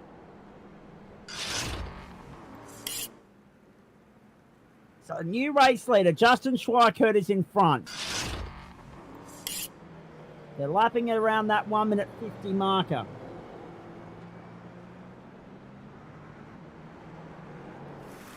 So they're going to get back to the line with about 8.5 minutes to go, which means that we'll have about 40 seconds of overtime, but we'll have 5 laps from here. 5 laps to go, 8.5 minutes on the clock. And just, we will get to 18. And just remember, if the servers go to the way Ben has planned, the next race is going to be the opposite, where it's going to start with a damp track, probably not raining.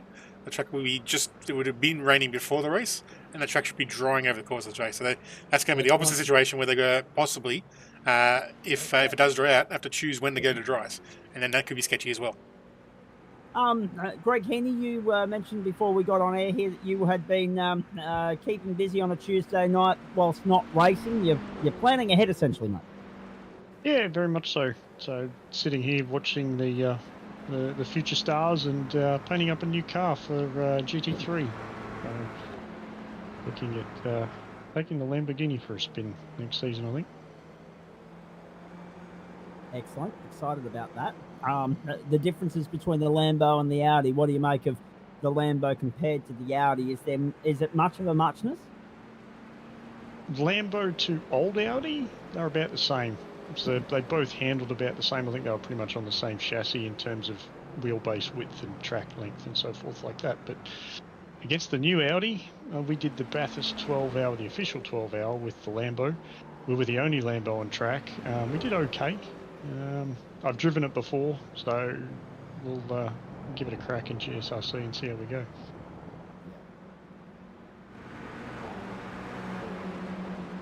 And looking forward to that immensely. For those of you that weren't with us last night, new season starts Monday, April 15. I'll be with you for weeks 1 and 2. I miss week 3 of Monday Night Motorsport, and I'll miss week 6 as well due to commitments in Wagga and Sydney. But the rest of them are looking good at this stage. Off goes Tim Watson, and that red light stayed up for a little while there. He's now dropped down behind Aaron Bryan, who's dropped to 9th in this race. Everybody pitting on lap 6, if they've done their homework and their numbers right, should be right on fuel. Tom Williams flirting with danger there. 2 tyres through the dirt going into turn 2. Trent Lakes, if I can bring you in at this point in time, actually right on cue, there you are. You'd have to be impressed with the driving standards here, all things considered.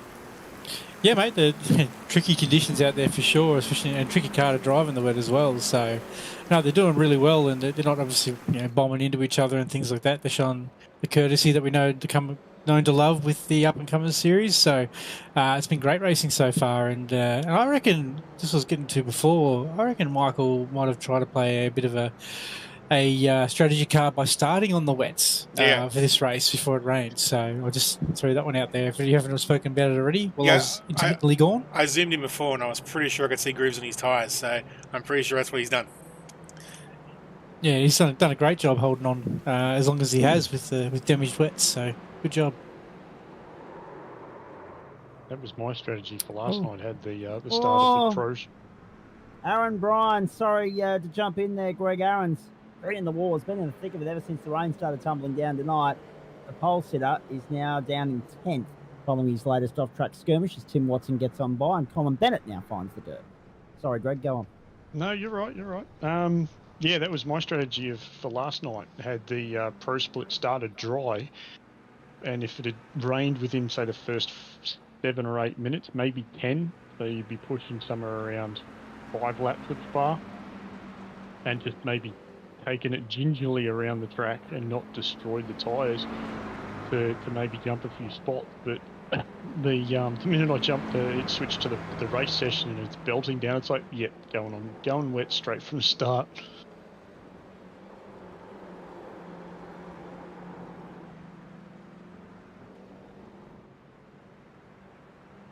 So 4.25 minutes to go. Go, Greg.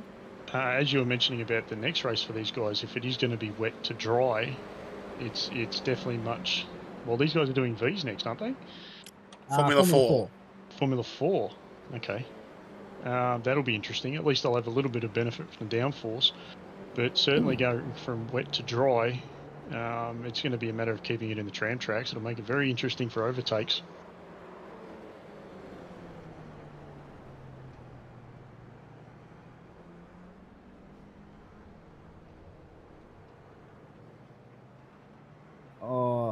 Jeez, Oscar Haynes, it's gone from bad to worse for him, hasn't it? Really, he had such a good run in the early stages, and he just maybe got too confident too early, and it's hitting him hard. Michael Ladder, what a gamble this paid off to be, ladies and gentlemen. Still, and it is tipping down out there at the moment. He's now about to lose out on fourth place to Nomenson, but took the gamble early, took the plunge, opted to start on the wets, and it's paid off for him to the point where he's still running in the top 5, and we have got 3 laps to go. He's got 10 seconds back to the next car, so he's just got to hold on. Oh, hang on. No, I actually, to be honest with you, the pace has slowed down a little bit. I don't think we're... No, the pace has slowed down dramatically. So I'm just looking at the clock now, 27:15, and it's 1:49 a lap. And I think next time by is actually now going to be the white flag. So just keep an eye on that for me if you can, please, Adam. I think they might only make it to 17. Keep an eye on Justin Schweikert. He's going to be the... it is slowing down. So Justin's going to actually get the white flag next time by. Earlier suggestions would have said that the pace was enough to get us to 18, but no, it has dried up and slowed down as it's got damper out there. So it will actually be 17 laps, my apologies, not 18, because they're not making it back to the line in the next 10 seconds. So the white flag will fly this time by. That is Michael Ladder, who was in the top 5 and is now going to drop outside.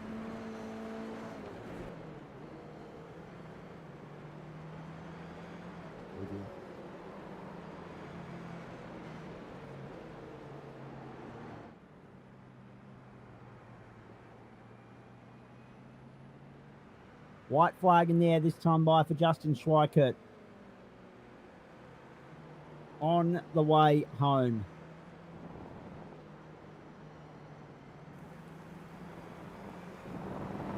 So we'll only get to 17. But what a performance this will be for Justin Schweikert from 8th on the grid to 1st. No further action taken for the incident with Aaron Bryan and Tim Watson. And there will actually be a fair bit of overtime attached to this as well, ladies and gentlemen.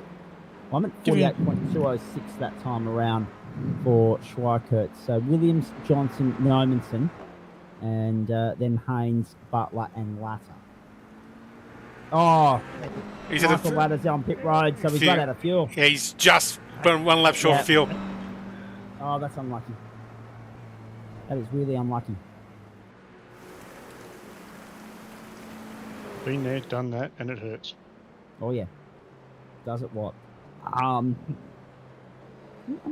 actually bemused because I had the timings right in terms of about 40 seconds of overtime. I just don't know how I got the numbers wrong. So 17 is the magic number on this one. I thought we might have got to 18, but no, we're not going to get there. Had it been a 33-minute race, we would have. But anyway, doesn't matter. Apologies for that. Leading you on a bum steer, but yes, and Michael Ladder would have been happy if it had only gone 16 laps rather than 17. But Justin Schweikert, great performance this. Really nice effort from him as they make their way down the back straight for the final time. He's held Tom Williams off, who's the only one that's really kept him honest here, 2.5 seconds. Adam Johnson, after that blinder of a start, is going to come home in 3rd, so it's a different looking 1st and 3rd, but Williams remains the consistent one in 2nd again. Last turn, checkered flag, and Justin Schweikert goes to victory lane at Winton. Very wet, soaked and sodden Winton Motor Raceway, and gets the job done in race 2 of the Lobezy Racing up-and-comers in the Toyota 86.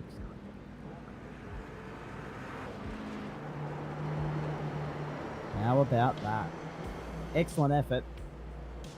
2nd to Williams, 3rd to Johnson, Nomenson in for 4th, and Haynes in 5th. A gap back then to Butler, King, and this battle between Ladder and Watson. So Ladder's got back out there in 8th. Can he hold Tim Watson at bay? Ryan in 10th. We'll be happy to see the end of it. Bennett, Tierman, Padgett's off the road, but that's okay. He's not under any sort of threat, really. I think he's already taken the checkered flag. He got left down. to run the line. And Gary Wellman is a lap down as well, and he'll come through in 14th. And Tierman will be the last of those to finish on the lead lap in 13th. 12th, I should say. Got Craig, the only retirement. Well done to Michael Ladder. Sure, a sting in the tail happened to pit at the last lap. Oh, no, he's out of fuel. He didn't put in. And he's out of fuel again. Oh, can you believe that? So he goes ninth. Coughing and spluttering over the line. That's embarrassing. That's unlucky for Michael Ladder. Just a few mil more.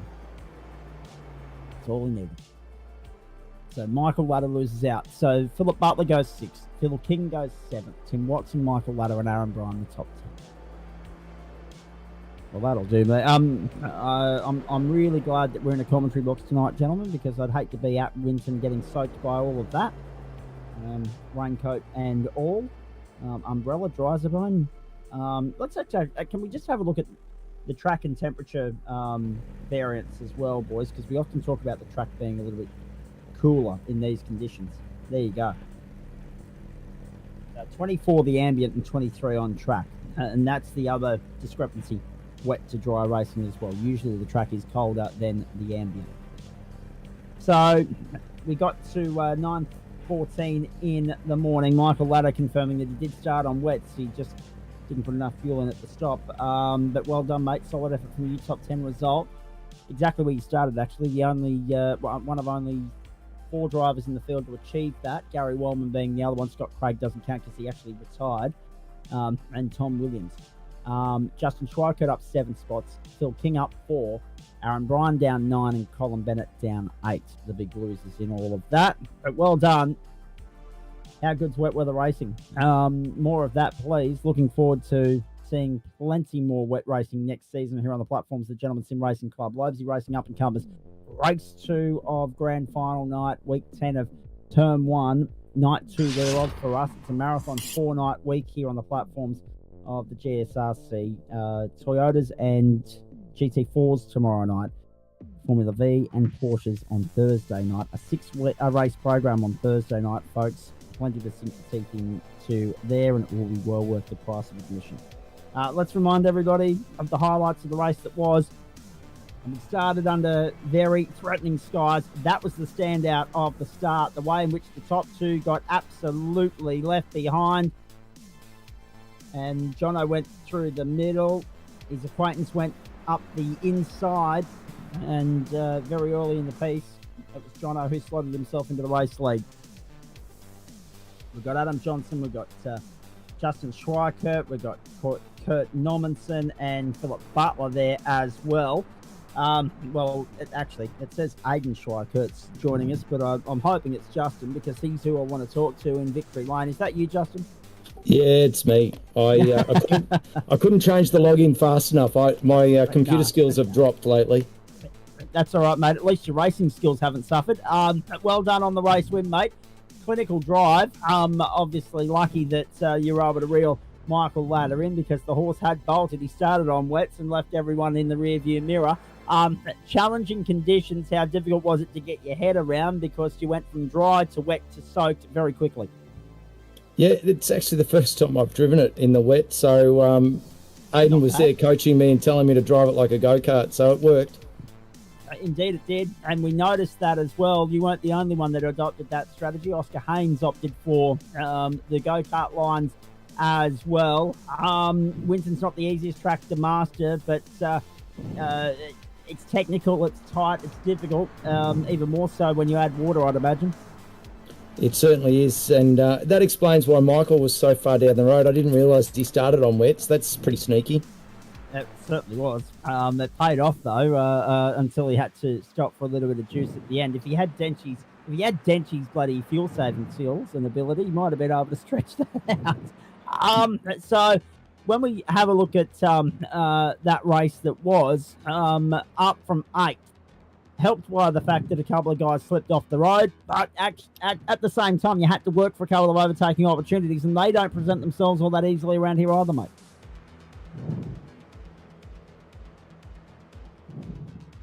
Have we got you there, Justin? Oh, I think we might have. There we go. Oh, no, there we go. Yeah, What's going on at your end? Just different. It's computer technology. It just doesn't work for me anymore. Copy But that. no, I didn't want to affect anyone's race because I know there's a championship going on, but it's been 12 months since I've raced, so I thought, well, it's probably the right field to jump in with, and I'd just try and race clean. Indeed. Very nicely done. How much before, obviously, you mentioned that you hadn't done anything in the rain prior, but how much racing have you done in the 86, and how do you find it as a race car? That's the first race I've done in it. And yeah, look, I love it. I preferred it in the wet, to be honest, than in the dry. Okay, that's an interesting observation because, well, that was one of the points we made last night with Greg Heaney. There were going to be guys that thrive in the rain more so than the dry, but I guess that's the other side of the argument as well, mate, is there are going to be race cars that work better for certain drivers in these variable conditions, and you're one of them. Yeah, I think I just got lucky, to be honest. Are you sticking around to have a crack at the Formula 4? Yeah, I've got a free night, so I'll make the most of it. Adam mentioned that it's been a while between appearances for you. What's been keeping you busy, and are we going to see you back on a more regular basis? Well, now that the virus that we won't name's disappeared, work's gotten crazy again for me, so it's difficult to get on, and when I have a chance, there's usually someone else already sitting on the sim, so... his name would actually be Aiden, I'd imagine. And how is the boy going? Because we know he keeps himself busy in the sim world as well as the real world. Yeah, unfortunately, he's on a bit of a hiatus at the moment as well. He's got a bit of study to do, so probably not until June, and then he'll be back into it. Yep. Is that both or just one or the other, mate? That's for Aiden, and if I get a chance, I'll jump in, but it's pretty inconsistent for me. No. I was more referring to, is that talking about Aiden's karting commitments or his sim racing commitments or both? Gotcha. No, sim racing predominantly. We're definitely still karting. Not as busy as we've been in the past, but he's probably out once or twice a month at a race. So. Excellent. Good boy. Good to see him keeping busy. We know he's been tuning in and enjoying the broadcast. Winton is a racetrack. It's an interesting venue for a grand finale, no doubt about that. An even more interesting venue for an opening round, some people have said in the past as well. However, what I want your thoughts on is just how you're handling that hop, skip and jump between three different cars on this night. For some, that would be a mind, you know what. For others, it's consume at ease. They just, go about it as though it's nothing. How do you find the juggle of going from one car to another, even though it's on the same racetrack? Every one of them drives differently. How do you get your head around it? To be honest, I don't really think about it. I just get in. It takes a couple of laps, and after that, I'm about as fast as I'm ever going to be. All right, fair enough. We'll let you go and get sorted into the Formula 4 now, mate. Come back and have a chat to us after that. Go well. Good luck. Well done on the win. Yeah, thanks for that. Good to chat with you. See ya. It's been too long. Let's move it around the room. Phil Butler's here. Kurt Nomenson's here. And also Adam Johnson. Jono, blinder of a start. And eventually you were able to come home with a podium finish, mate. Unfortunately, the same slip and slide that applied to the supercar also applied to the 86, but it wasn't until the water arrived. Yeah, I was very happy with that race. Just with Justin's thoughts that the car handles better in the wet, I definitely agree with that. Definitely makes the car nicer. But how do you enjoy? Firstly, well done on the blinder of a start. We know that you love launching off the line in these things, and you absolutely nailed it, and everybody was able to watch it on broadcast, so no doubt that'll please you. Secondly, how'd you find the varying, deteriorating conditions, mate? It was very enjoyable seeing how I compared to everyone else, and just struggling to stay alive was original until the wet tyres warmed up. Once they started warming up and then you're able to hug the outer line around the tracks, it was reasonably good. Had a little issue here and there like you would in the wet, but it did pretty well. All right, mate. And as far as the rest of it's concerned, I mean, not without incident, as we said, and a couple of good little scraps and battles along the way. But in the end, it ran a fairly processional conclusion for you because Tom Williams was out of reach. He was a few seconds up the road, about 6 seconds up the road, and you had a good buffer back to Kurt. So again, as you say, the main battle at the end there was just staying alive and staying on the black stuff. Yeah, before I had that little issue at the end, a couple of laps at the end when Tom got through, I was slowly catching Justin a little bit, like a lap in, a lap back, that it was enough that I was trying to push a little bit to see if I could get closer. You have the issue, and then Tom goes through, which he was faster than me. So as soon as he got through, I knew I wasn't ever going to get him back. So, and then once I was in clear air, it was just make sure I stick this position now and finish it clean. All right, and how do we go about kind of attacking the Formula 4 now that you've had a solid hit out in Toyotas, mate, and restored the confidence? Yeah, happy. Like, just jumped in the car for a couple of laps before I'm talking to you. Feels good. Definitely the brakes don't work as well because they work better. They just lock and you slide. So be cautious about that. But other than that, I'm feeling good. So yeah, should be a good race. All right, very nicely done. As we say, nailed the start and then managed to consolidate a podium finish. And to nail the start and wedge yourself between first and second the way you did, there was very little room left in that. That could have gone either way. So well done on that. But the importance of the start around here is lost on nobody, given the lack of overtaking opportunities available to you, mate. Good luck in the grand finale in Formula 4, and come back and have a chat to us at the end. Thanks, mate. Kurt, nice to have you on board, mate. Let's quickly hear from you, and then we'll go to Phil Butler. Fourth in the end, and late drama as you got by the likes of Oscar Haynes, and also I think Phil Butler and Phil King had a little bit of a drama towards the end there as well. And you're the beneficiary of all of that. But Jono and the like were just a bridge too far tonight. Yeah, just a little bit. I was trying to get the go-kart line, but every time I'd go near it, I'd just end up locking up and sliding, so I had to try and find my own line that wasn't the old go-karting line. I was going to say, the racing line versus the go-karting line debate, we're having that discussion throughout the course of the night. The go-kart line seemed to favour some people, but by a certain point when the weather deteriorated and it was too wet, you kind of had to find a delicate balance between both, because some corners the traditional racing line was the best place to be, and other parts it was the go-kart line, mate. What'd you find? Yeah, well, I've karted for 15 years, so I sort of know the karting line, but yeah, there's certain corners, karting line just didn't work because you crossed over the real racing line, and the real racing line was just too slick in one corner, but it was really grippy in another, so you had to sort of bounce between the lines depending on where you were on the track.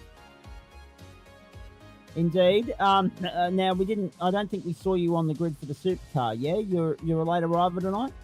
Yeah, I had work until like 7:15, so I just missed the start of the supercars. Copy that.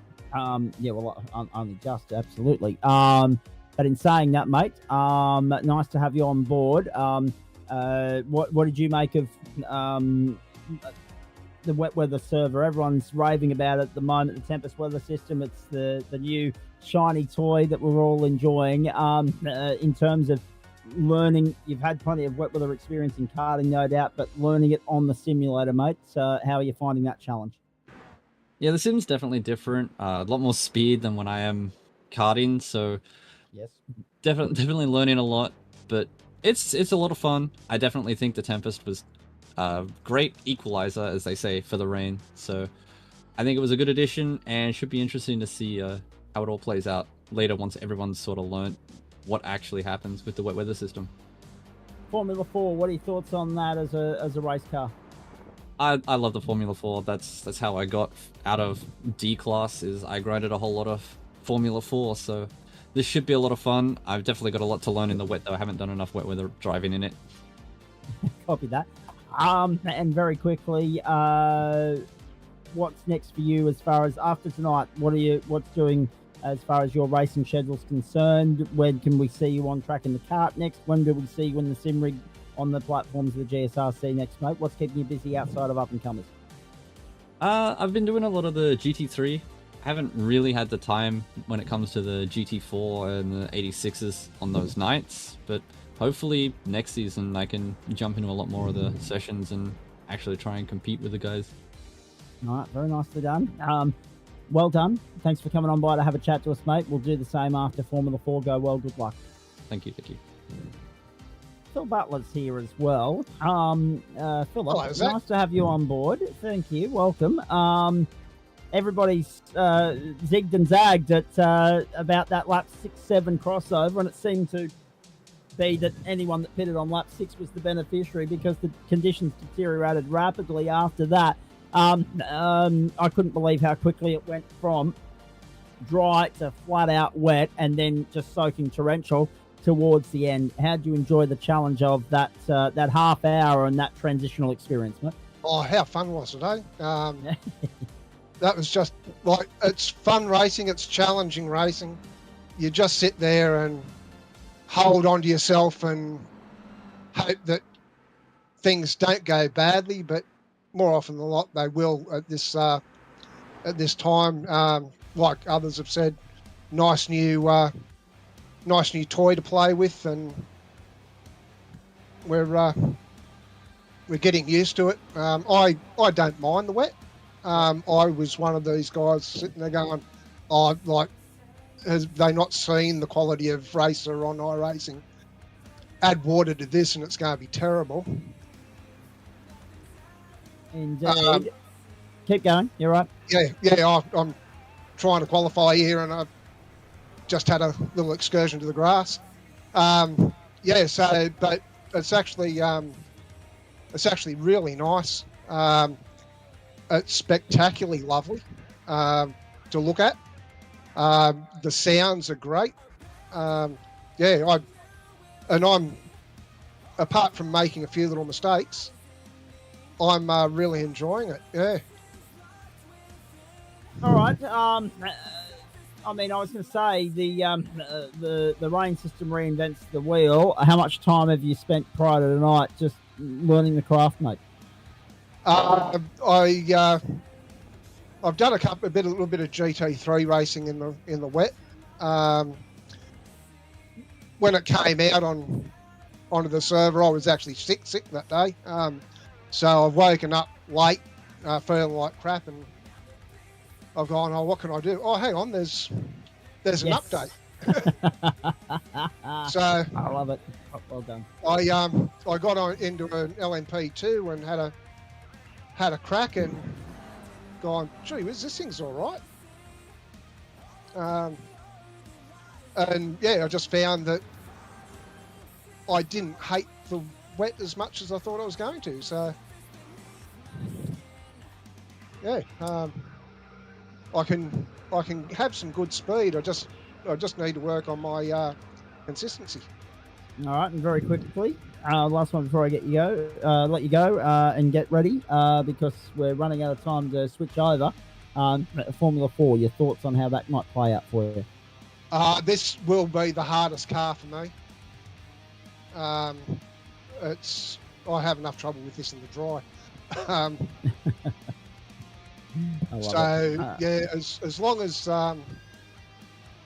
As long as I don't make silly mistakes, I should be okay-ish. All right, well, we wish you well with that, mate. Good luck. It's a challenging half hour ahead.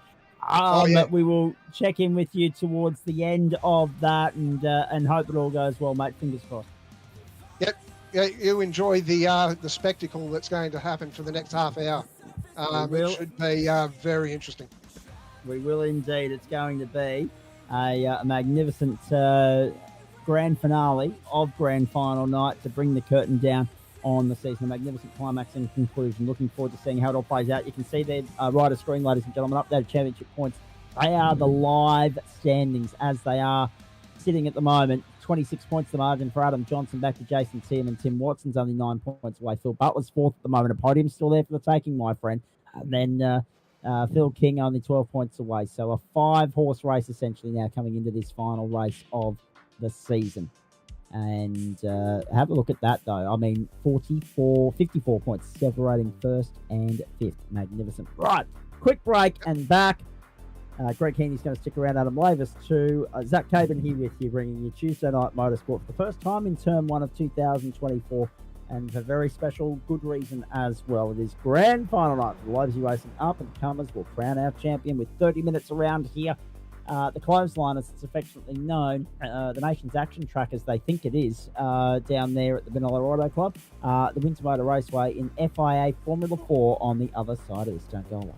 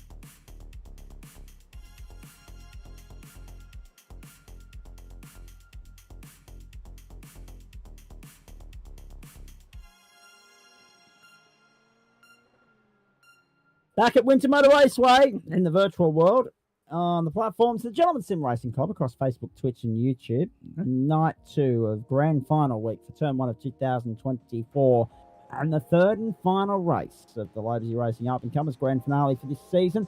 Quickly updating you around the grounds, the Socceroos 2-0 over Lebanon the other night. Tonight, 5-0 in Canberra with about 4 minutes of stoppage time still to come. And here, we are bracing ourselves for mixed conditions to greet the drivers for the final race on the program. After 30 minutes of qualifying in the FIA Formula 4s in the rain, there it is on your screen for everybody to see. The open wheelers have been blessed with the Tempest weather system as well.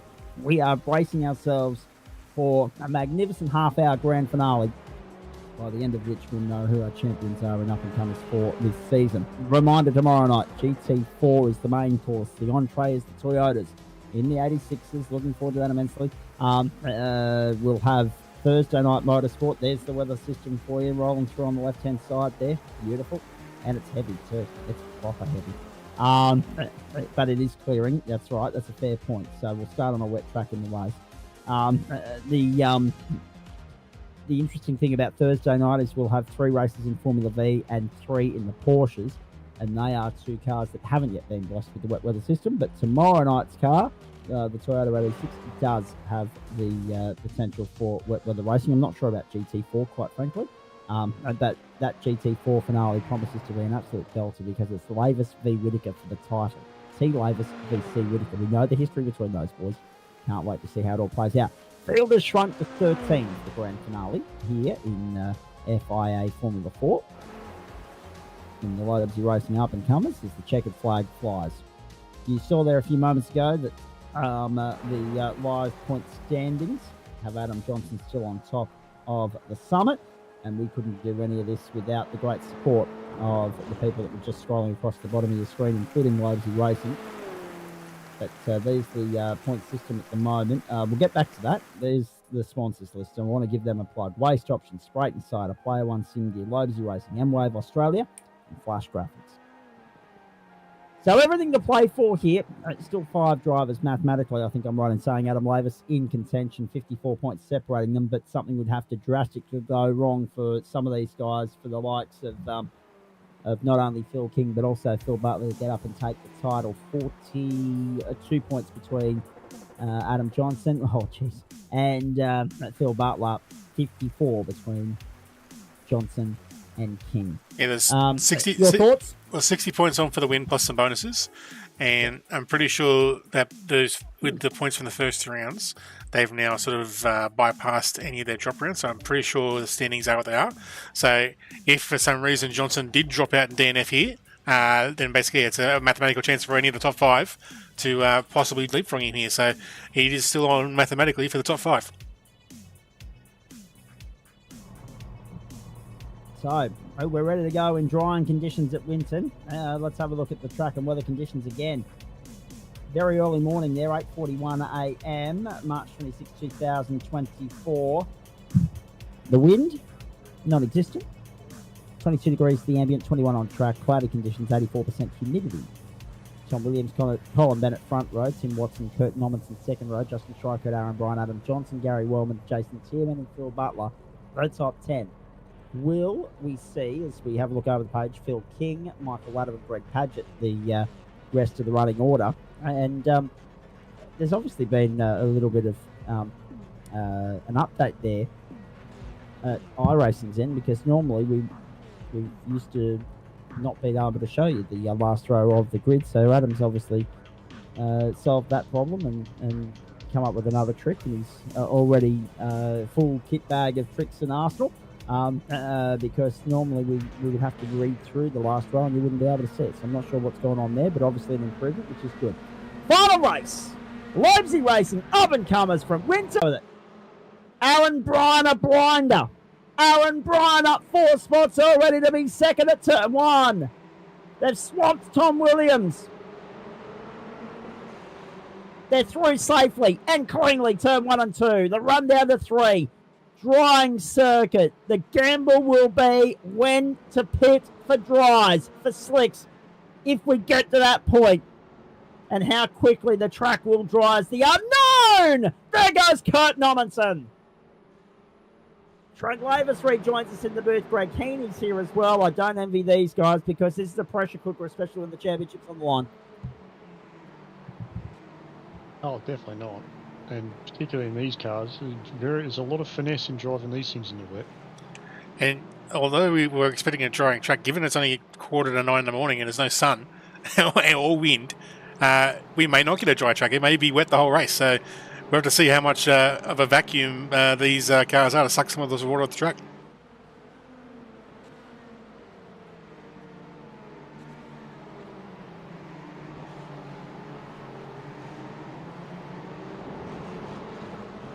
I think I'm backing Josh in here.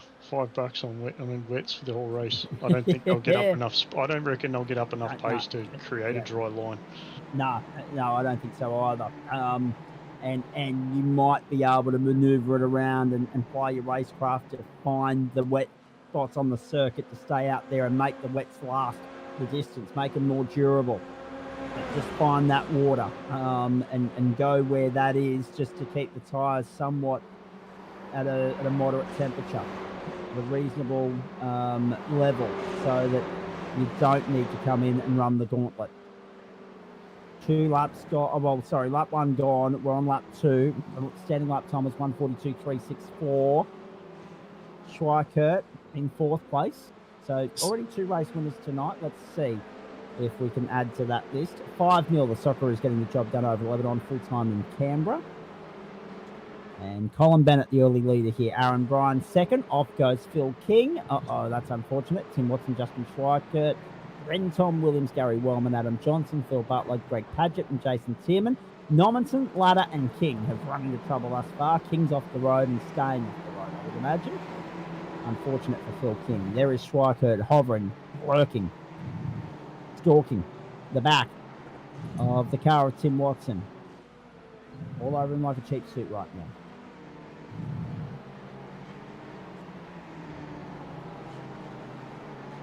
Oh, there was definite contact there. Watson getting a little bit of a tap from Schweikert.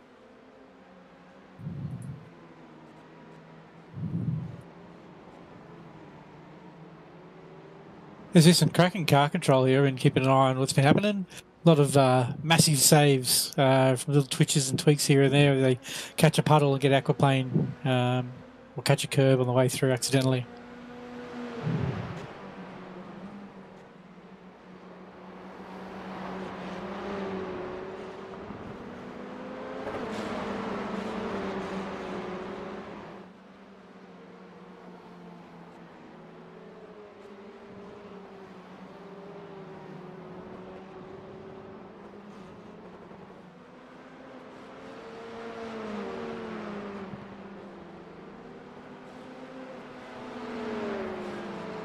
That's unfortunate for Schweikert. He's going to drop down the order, down to 8th place. Oh dear. So, Trent Lavis, Greg Heaney, Adam Lavis here with me in Central Commentary. This is the final race of the Lobezy Racing Up-and-Comers Series for this season. Race number 30. And the way the format works, this is the 10th race in each car that you've seen tonight. So normally they do 3 rounds in each car, and it's a 3-race format each and every week. So this is the only night in which they go from car to car, but they maintain that 3-race format. The difference tonight is that the races are slightly longer than what they would be on a normal night, and that evens it out. That evens the ledger out that we have the same number of races across 10 rounds in all 3 cars that Trent Lavis and the rest of the crew that look after the Lobezy Racing Up-and-Comers have thrown at these guys. Have discussions already commenced on what you're going to do next season, T. Lavis, with regards to the Up-and-Comers and what... Oh, no, off goes Jason Tierman with regards to the different cars that we're going to see on track here.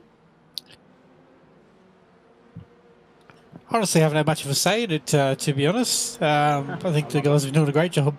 There's no need for another spare in the works for me throwing ideas out there and calls and things. So we all know how I feel about the 87 NASCARs, and I don't think that's probably a very good No. good starting point for the up-and-comers to have a crack at on a road course. So Agreed. But yeah, typically I'm a fan of cars that are harder to drive, but I think for the up-and-comers we need to keep it, to the free content for one, and enjoy it. Around goes Tomlinson! Good save! But he's dropped... Oh, no, he didn't catch it on the... I tell you what, he's got away with that, but he's going to drop a bunch of ground and lose 2 spots in the process. Justin Schweikert having another off-track as well. Interesting to see. I mean, I've been at Winton on wet days before, but we're approaching 9 o'clock in the morning. It's almost as though it's 7 o'clock in the evening. That's how dark it is out there at the moment. Maybe they haven't mastered that side of the Tempest weather system. It is incredibly dark on track. I'm starting to see some Tigers. In these cars in these cars, open wheelers, no headlights, it would be very sketchy, I would imagine. I reckon we might start getting a dry line forming towards the end of this race. Obviously not dry track, but not enough for slicks. But I reckon it's going to start getting a little bit treacherous in terms of finding where the grip is on the track in a couple of laps' time.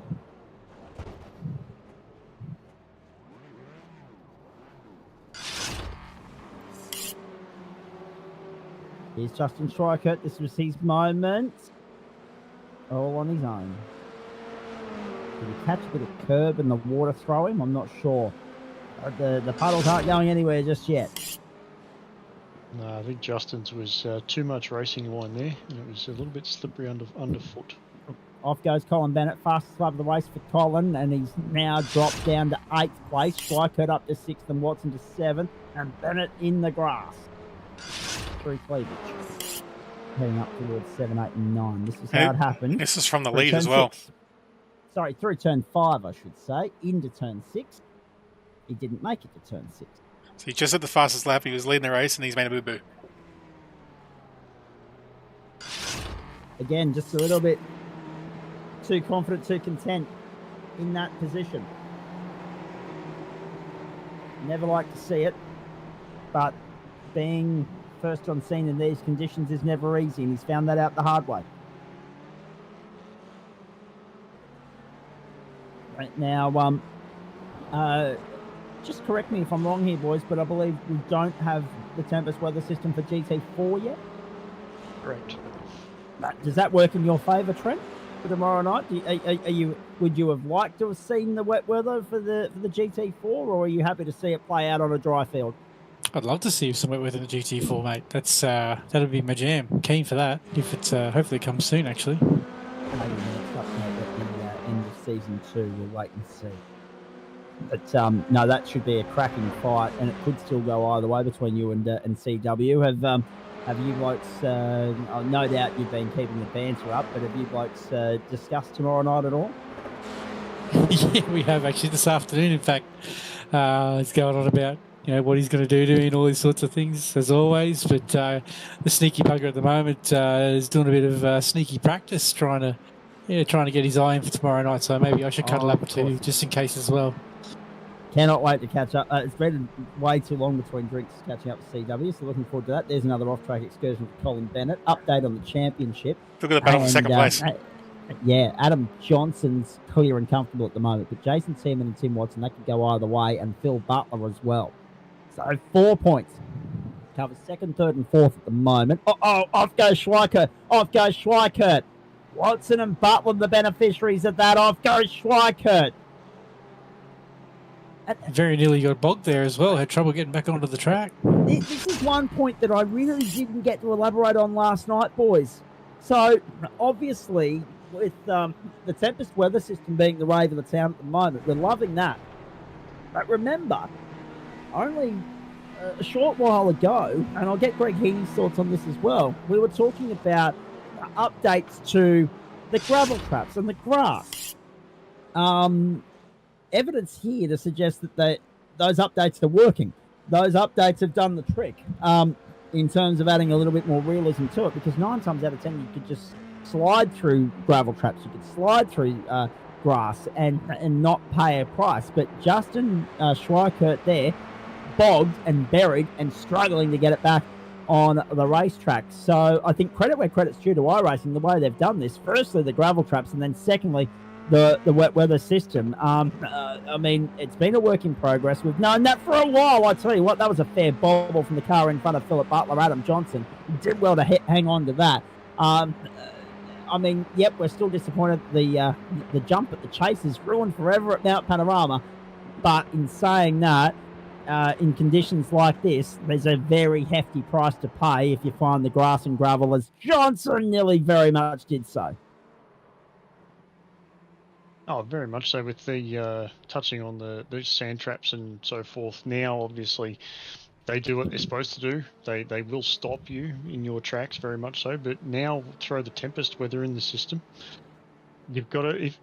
I was doing practice the other day for Spa, and put myself around at Blanchimont, kind of half backed that up onto the ripple strip on the inside, and track was wet, the ground was wet. I couldn't move. So it's even lightly applying throttle just to get some form of rolling resistance on the tyres, and it's just not happening. So particularly with the low-bottomed cars being any formula spec or open wheel spec, or you even look at maybe GTP as well, if you put yourself into a sand trap, you're going to have to be very ginger on the throttle to get yourself out. Indeed you are. 12 minutes gone and 18 to go. We're only on lap 8. Very slow and steady around here at the moment. There goes Adam Johnson! And good evasive action taken by Philip Butler. Oh no, he got caught up in it as well. He got sent round by the ripple strip. He had to go to the outside. There was no other way through there. And he spun out as well. He still got away with it in terms of gaining the position, but he has nowhere near as much of an advantage or buffer as he would have liked. And he'll have Johnson pressuring him any tick of the clock. Wow. Adam Johnson's been slip sliding all over the place tonight. At least he's been entertaining. How about this?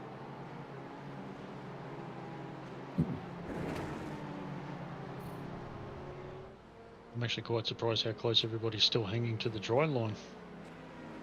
Yes, exactly. There's been some changes.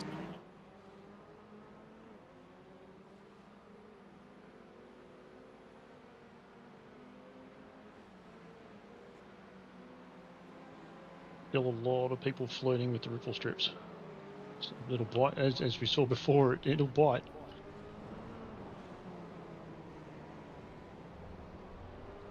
Uh-oh, there goes Tim Watson. Oh. We're slip sliding all over the place here at Winton. That's And, no longer going to be live. No, that is an implication on championships and standings. Now, Kurt Nomensen was in pit lane for 2.5 minutes at the end of lap 6. He's out there again on the circuit now, but he is a lap and a half down. So Nomensen in pit lane. Phil King also went to pit lane for 2 minutes 19 seconds and he's back out there a lap down. Gary Wellman's back out there, but he's 2 laps down and he hasn't been on the pit road as yet, according to our... Oh, there goes Watson again. According to our broadcast timing equipment here in Central Commentary. 14.5 minutes gone. It's a 30-minute race. I hope you're enjoying it on the platforms of the Gentleman Sim Racing Club. Final edition of Tuesday Night Motorsport for the season for our up-and-comers. Don't forget, if you're a GT1 competitor, you're waiting for next Tuesday to roll around before you get your grand final out of the road. 10th and final round, 95 minutes. Looking forward to that one immensely. Good luck to all and sundry involved in that. Everybody else ticks off the box of their grand final week this week.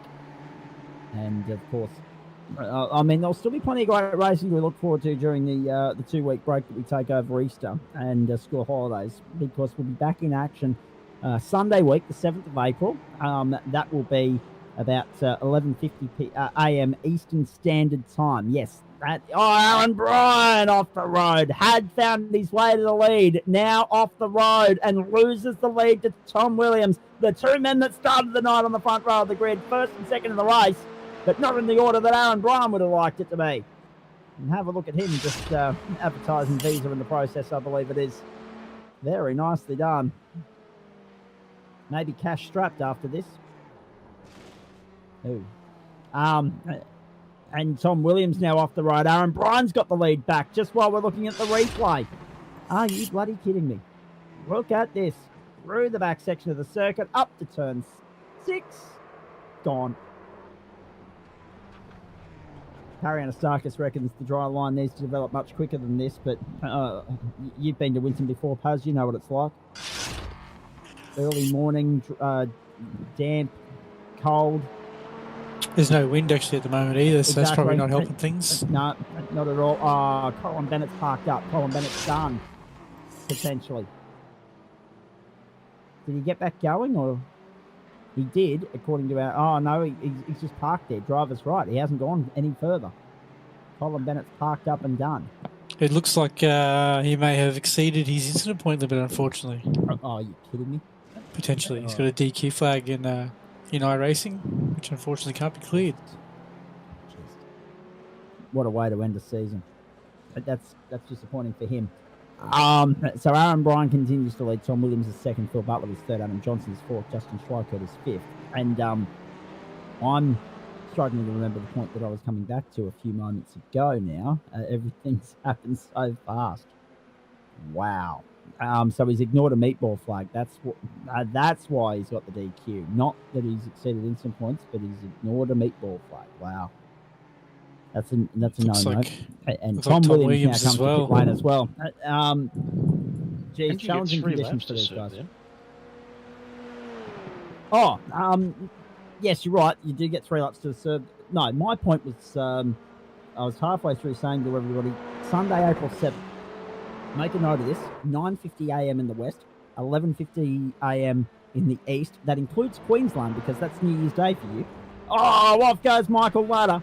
New Year's Day in Queensland, April 7 everywhere else on the eastern seaboard because progressive civilised concept of daylight saving ends overnight. The Enduros back in action, second round, Suzuka, Japan. 12 p.m. race start Eastern Standard Time, not daylight time. Justin Schweikert spinning now, and good evasive action taken there by lap traffic trying to get its way by. So Schweikert in 4th place at the moment with the fastest lap of the race, 1:35.423. So the track is getting quicker. But it doesn't look like it's getting any drier, to be honest with you. Have a look at it. And into pit lane, Tom Williams has been in pit lane for a remarkably long time as well, 1:25.26. Now, what's the reason for these lengthy pit stops? Is that the changeover time tyres in Formula 4? Surely it can't be. Potentially, he might have not unchecked his tyres at the start of the race. I'm thinking he might have needed a pit stop, or he missed the opportunity to have a fast repair ticked on at the start of the race. It might have caught him out. The 101s. We talk about it all the time to both you, Greg, and Trent, don't we? You've got to nail those 1%ers because they absolutely cruel you on a championship night if you don't. Oh, yeah. I make it a habit. As soon as I found out that I could turn off all of the pit stop settings within the I&I files of the sim, it's like, yep, getting rid of those because I don't need them half the time. So turn them off and turn them on when you need them. Geez, the championship's super tight for that second position. Indeed it is. Nothing in it, really. I mean, have a look at it. 690, 685, 684. 6 points covers second and fourth. Butler on the outer at the moment. 653 for Phil King.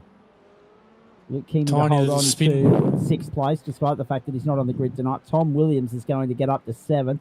And poor old Maddo, nothing he could do about it. He's only going to drop 2 spots tonight and finish down in 8th if things stay as they are. It's all happening here on the platforms of the GSRC. Tuesday Night Motorsport. 10 minutes to go.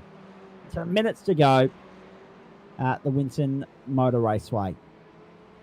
And we're in the 1 minute 37s at the moment, so it should be I'm not sure where we're going to be with regards to lap times. Tom Williams has got back out there 2 minutes 35 later. Not sure where we're going to be with regards to how many laps we're going to clock here. I'm not even going to try and guess it after cocking it up earlier. Bryan, Johnson, Butler, Watson, Padgett, the top 5, and Schweikert now on pit road in 6th. Now, this is going to give us an indication because everybody else is Nomenson, King, and Williams all on pit lane 2:35.92. Not Justin Schweikert, only 7.88 seconds. Well done, Justin Schweikert. So it's not a pit lane problem for Formula 4, or it's a spacer problem. It's an operator issue. So there you go. Nomenson, King, and also Williams caught out by their own settings, it would seem. And Wellman was only stationary for 21.9 as well. So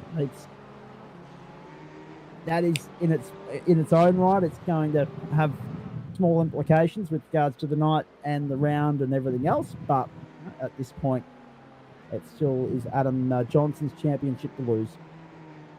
There's definitely some signs of track drying from what I can see on my screen. It's starting to clear up a little bit, but definitely a lot of puddles as well. So if you jump on board, you'll be able to see here we are as we talk about it.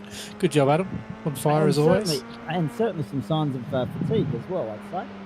Those tyres would be screaming for some freshness, I'll tell you that much. But this is the point we made, isn't it? Like, there's still enough water on that circuit, if you can find it, if you can weave your way around and find it, to keep your tyres cool, isn't there, mate? So, I mean, some of these guys will dive as soon as they can sense the opportunity to go onto the dries, onto the slicks. These other drivers are hoping that they won't be punished by sticking out there and just trying to find the wet spots. Yeah, that's right. And I guess these guys being relatively new to the wet weather game, most of them, I dare say they're all just trying to do quali laps instead of actually looking after the tyres. So they're just pushing it to the limit of the grip, which may be, taking the tyres outside of that thermal threshold that gives you the optimum grip. So I dare say there's going to be a couple of guys that are going to be dropping off a cliff here soon if they keep pushing hard as this track dries. Indeed. 7 minutes, 10 seconds to go. And Philip Butler. Oh, off goes Tim Watson. Off goes Tim Watson. Now, that has more implications as well, I'm sure. With regards to that championship, we were looking at the live standings a few moments ago. Watson's put it down the road. Rejoins in 4th. Oh, another sting in the tail. Butler's all over the back of Johnson as well. Butler and Johnson are hammer and tong for 2nd and 3rd. Johnson 2nd, Butler 3rd. Can Butler find his way by and tighten that gap again to those around him in the championship fight for 2nd, 3rd and 4th? There's going to be nothing in them. A handkerchief covering them at the end. 6.5 minutes to go. Down the inside, Butler fancies an opportunity. On the inside, Johnson goes to 2nd. Well done. Smartly done. How good's that? Great work from Butler. Great work from Johnson. Final 6 minutes of the season. 4 laps at the line for Aaron Bryan. Justin Schweikert's just punched out a 1:33.7. A 1:33.7. But he's 35 seconds down the road. He's a minute down the road. He's 35 seconds down the road on Adam Johnson and Phil Butler. He's a minute down the road on Aaron Bryan. Off goes Greg Padgett. Off goes Greg Padgett. That'll allow Schweikert to move up into 4th. Schweikert into 4th, but still a minute down on Aaron Bryan.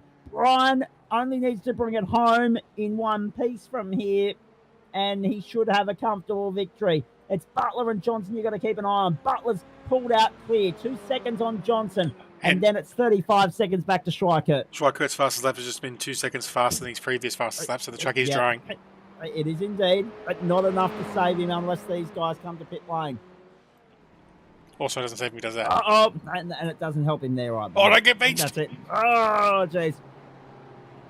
Well done, Justin. Got it back on the black stuff, but probably cost himself any chance of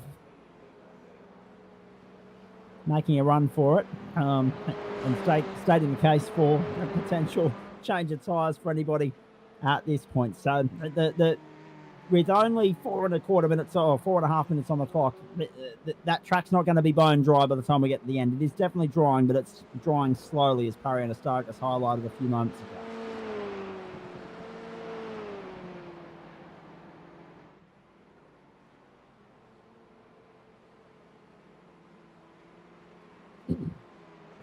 Oh boy.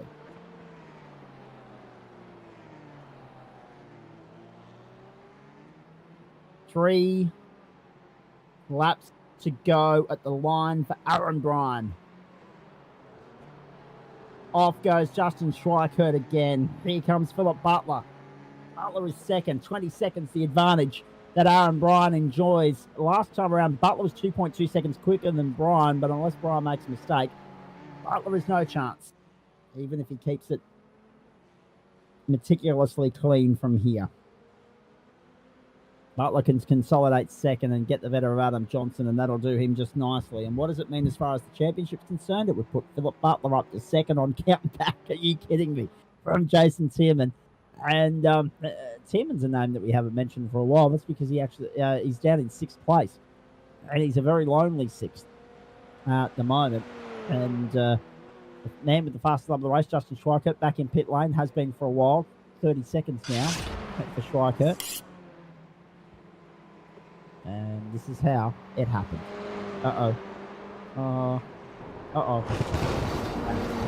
Yep. Every day of the week. Too keen on the loud pedal, unfortunately, there. And watch it crab like hell. Yeah, the front light's broken. Oh, yeah. Not even spinning, no turning, nothing. Into the wall, see you later. And on the tow rope he goes. And that is Justin Schweikert's night in charge done at an end. Bryan, Butler, Johnson, and then Watson, Padgett, and Tierman yet to stop. Williams is 7th, and Nomenson is 8th.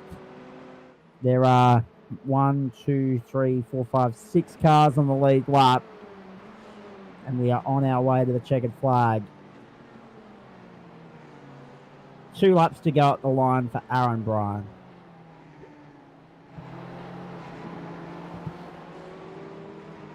Spectacular night. Great entertainment. Geez, you're not disappointed by what you've witnessed here throughout the course of the evening, let me tell you. So an hour and a half of racing. Interestingly, Schwerkert's crash has taken Butler out of second in the championship because it's allowed Tierman to come up a spot. Yep, and Adam Johnson was off the road a moment ago as well. So Adam Johnson's dropped down to, well, he's still third, but he's now taken all the pressure off Philip Butler. And Jason Tierman, oh, jeez. He's okay for the moment. Aaron Bryan only needs to get through another lap and a half and he'll be okay. The race will be done. The championship will be Adam Johnson's if he can avoid moments like this.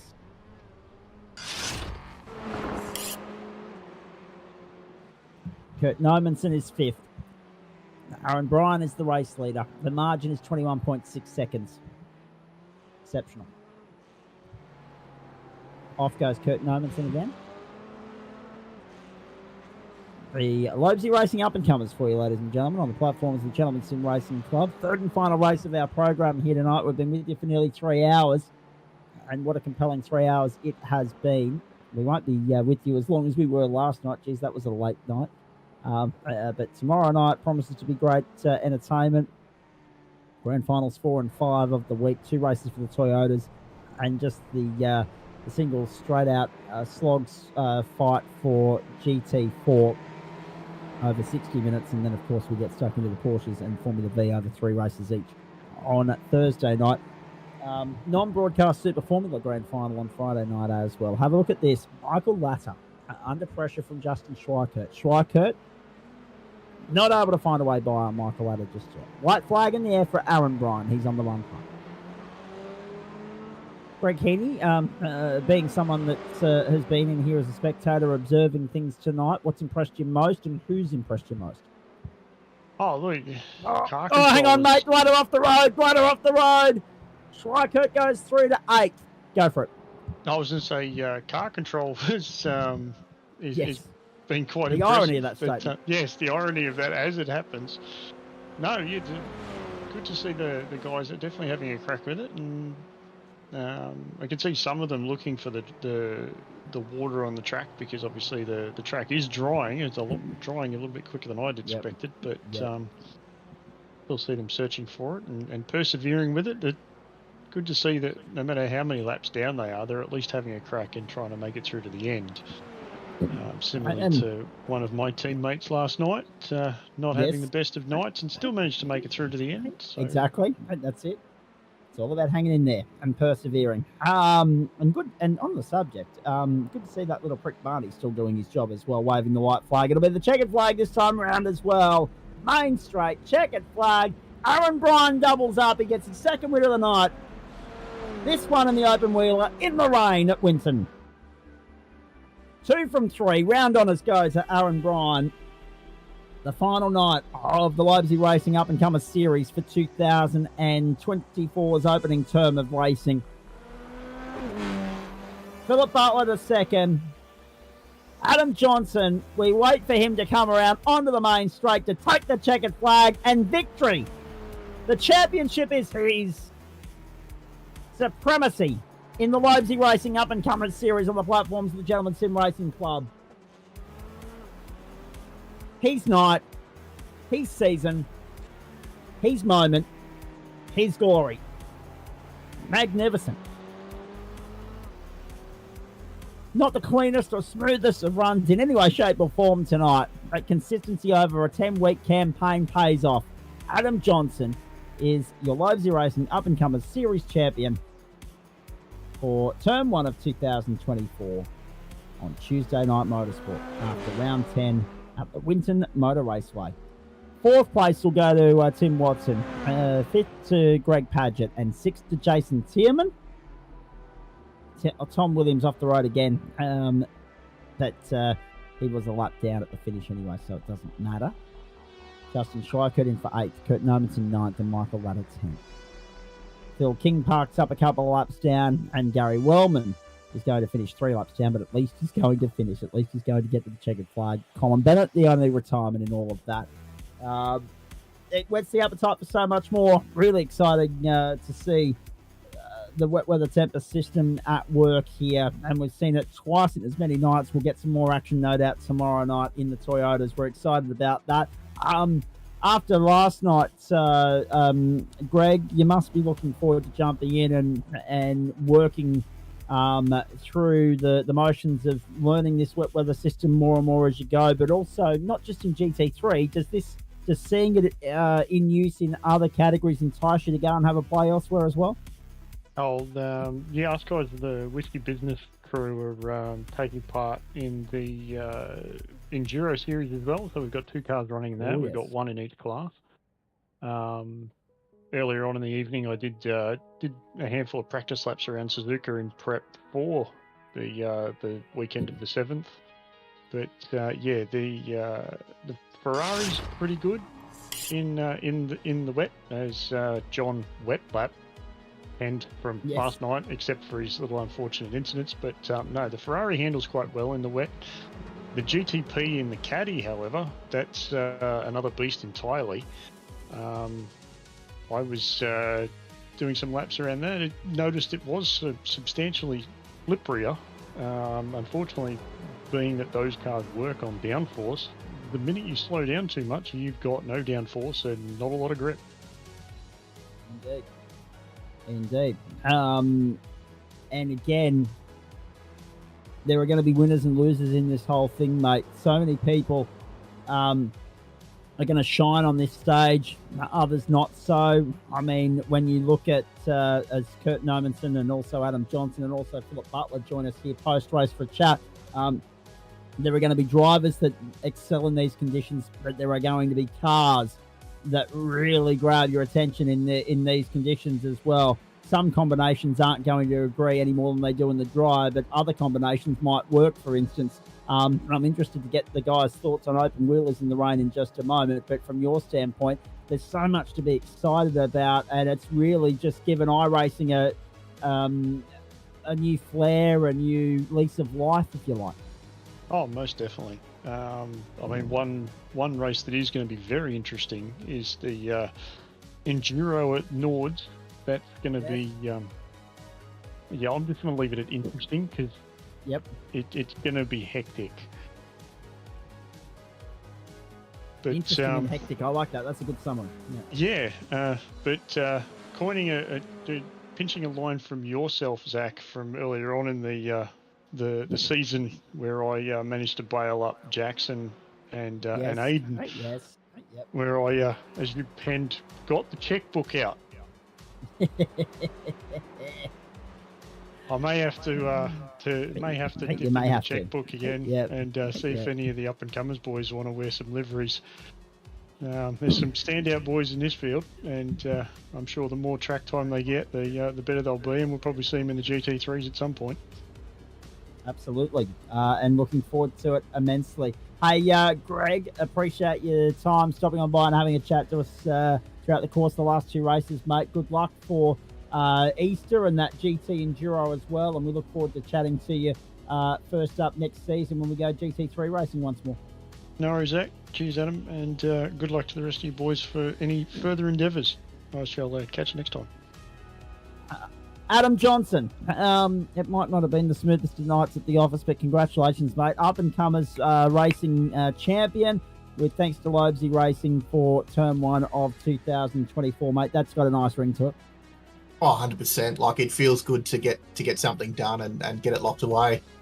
Like, it was up there, like, all through the race, it was just hanging on there, just not doing anything stupid, just trying to make sure we finished, because as I was hearing from Lobezy, if I didn't finish, there was no way I was winning. Like, it was close enough that finishing was mandatory.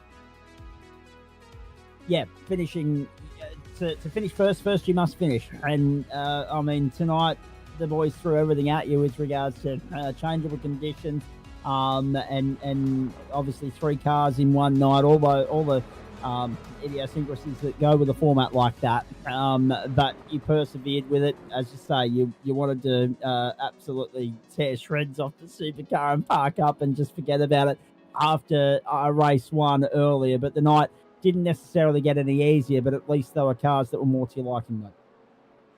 Yeah, 100%. Like, as I was saying before this race, like, I felt like I was going to go all right, which I did. And then halfway through the race, it then just became the mental battle, just making sure I didn't do anything silly. Like, when Phil Butler came through, he chased me down. I let him through because there was no point even considering to battle him, because you don't want to crash in a situation like that when it's in your hands. Indeed, and that's the point as well, mate. I mean, you knew that you had a little bit of a buffer to play with, so you could err on the side of caution to a point. Yes, and I knew who I was racing against, and I had multiple positions on him as well, Jason. So I knew that I could let half the field through, or wherever he was off my screen. So until he caught up to me, I had no issues with that. Obviously, you still want to do well in the race, but I had that margin if I needed it. Yep. What about the conditions? The fact that it was tipping down in qualifying, and then the skies were dry, but the wet track played its part all the way through, only starting to slowly dry towards the end of the race. At any point, did you toy with the idea of transiting the lane and having a look at either a little bit of fuel or tyres, or did we not reach that point? I knew I had some margin of fuel the whole race. But I was nervous that if the track dried out enough and we started going a bit faster, I might use up my margin. I only had 0.9 of a litre at the end, but then if we started going a bit faster, then you'd start bringing dry tyres into play. But after doing the 12-hour on the weekend, I knew from the GTPs we needed 30 minutes roughly until it was dry time. So I had that in my head as well, that there was a chance that we weren't going to stop. But I was most likely going to follow the field. I wasn't going to be the one that makes the call to go to dries. Copy that. And fair enough, monkey see, monkey do. Let somebody else pull the trigger for you. But in saying that, if we're talking about your race here.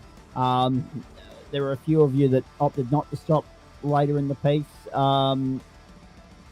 When you were noticing that things were starting to dry up ever so slightly, did you have to vary things up to try and find some water to just keep the tyres cool?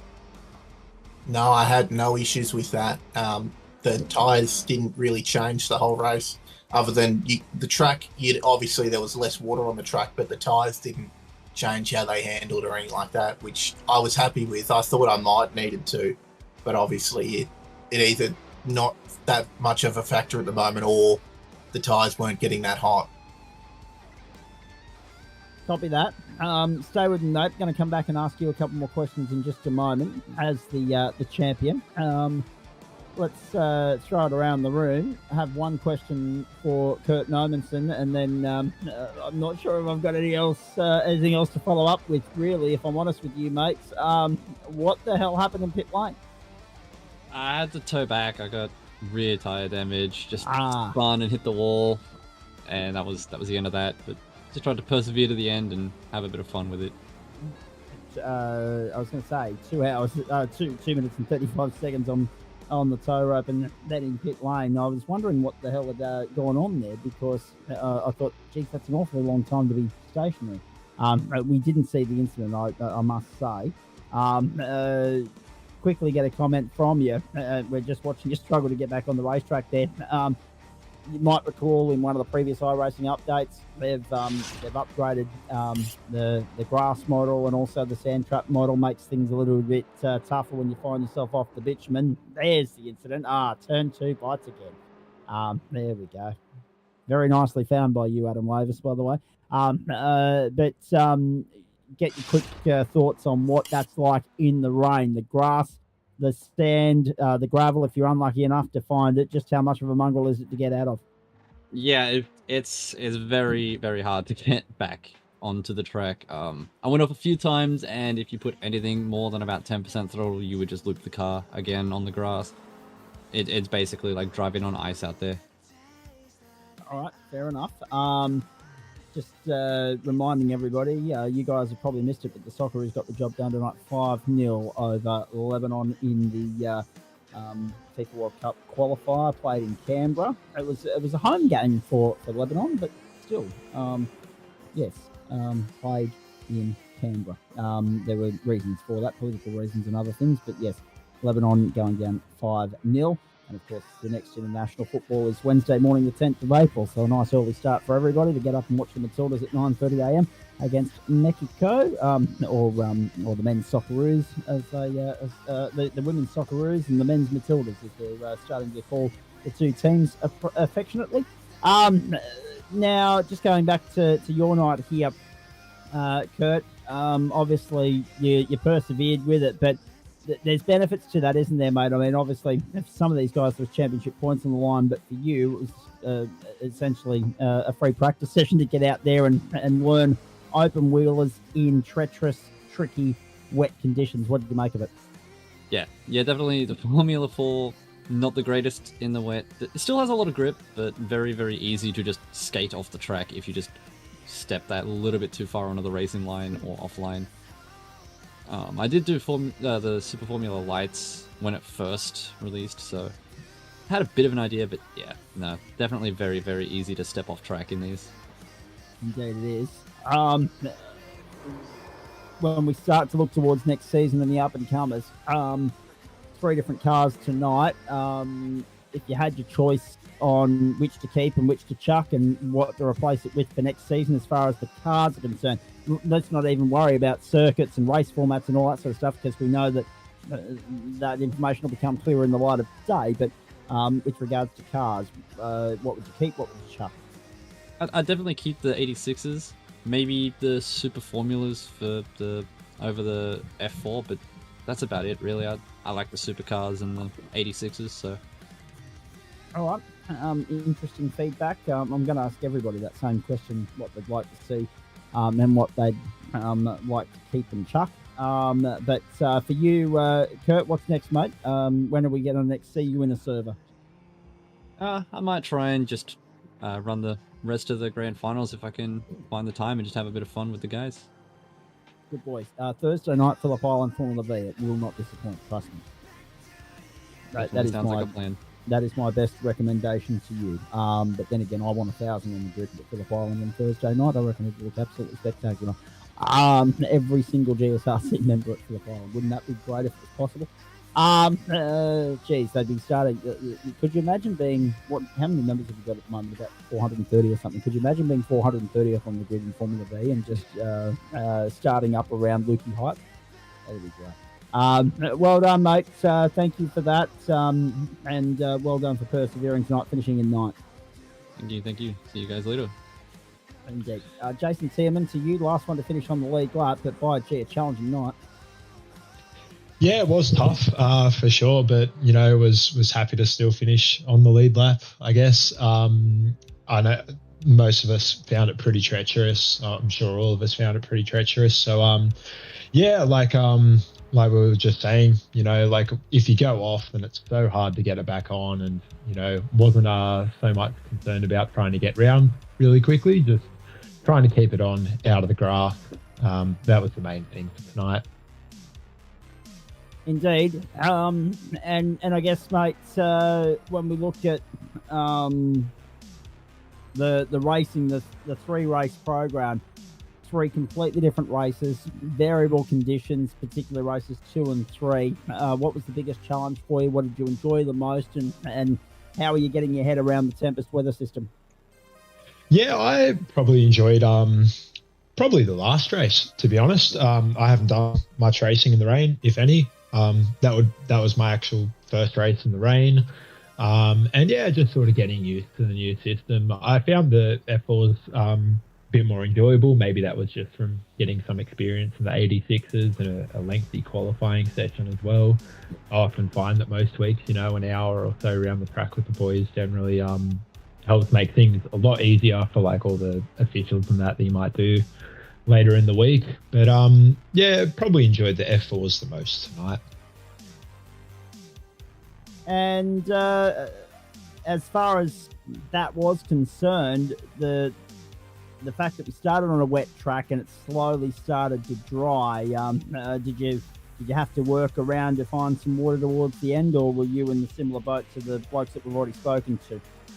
I probably should have tried to find some water at the end. I started going off at some different spots, mainly that chicane up there, pretty much turn 1 or so. Started hitting that a little bit differently and came off there a couple of times. But yeah, I was keeping an eye on my fuel as well. But yeah, it was a conversation that we were having in the Discord a lot through the race, whether slicks would be a good option or not. And yeah, just it didn't dry out as much as we thought it would. Thoughts on next season in the up-and-comers? What would you keep? What would you chuck? What would you like to see brought in if we're going to continue with this format of 3 different cars across 10 weeks? I reckon, like, I've enjoyed having the supercars. They've been a good challenge. I think they're probably one of the more difficult cars on the service to drive, as long as we don't have to try them in the rain anytime soon. But yeah, I'd maybe give something other than the 86 a go. I think, it's a bit of a shame that the Renault Clio is such a low participation series in the officials, because I think they'd be a really fun car to run. Maybe something like the touring cars. I do a few of them, but yeah, just, I'm also happy with what we've done at the moment. Good variety that we have. Indeed. And what's going to keep you busy between now and the start of next season, mate? April 16 for you guys.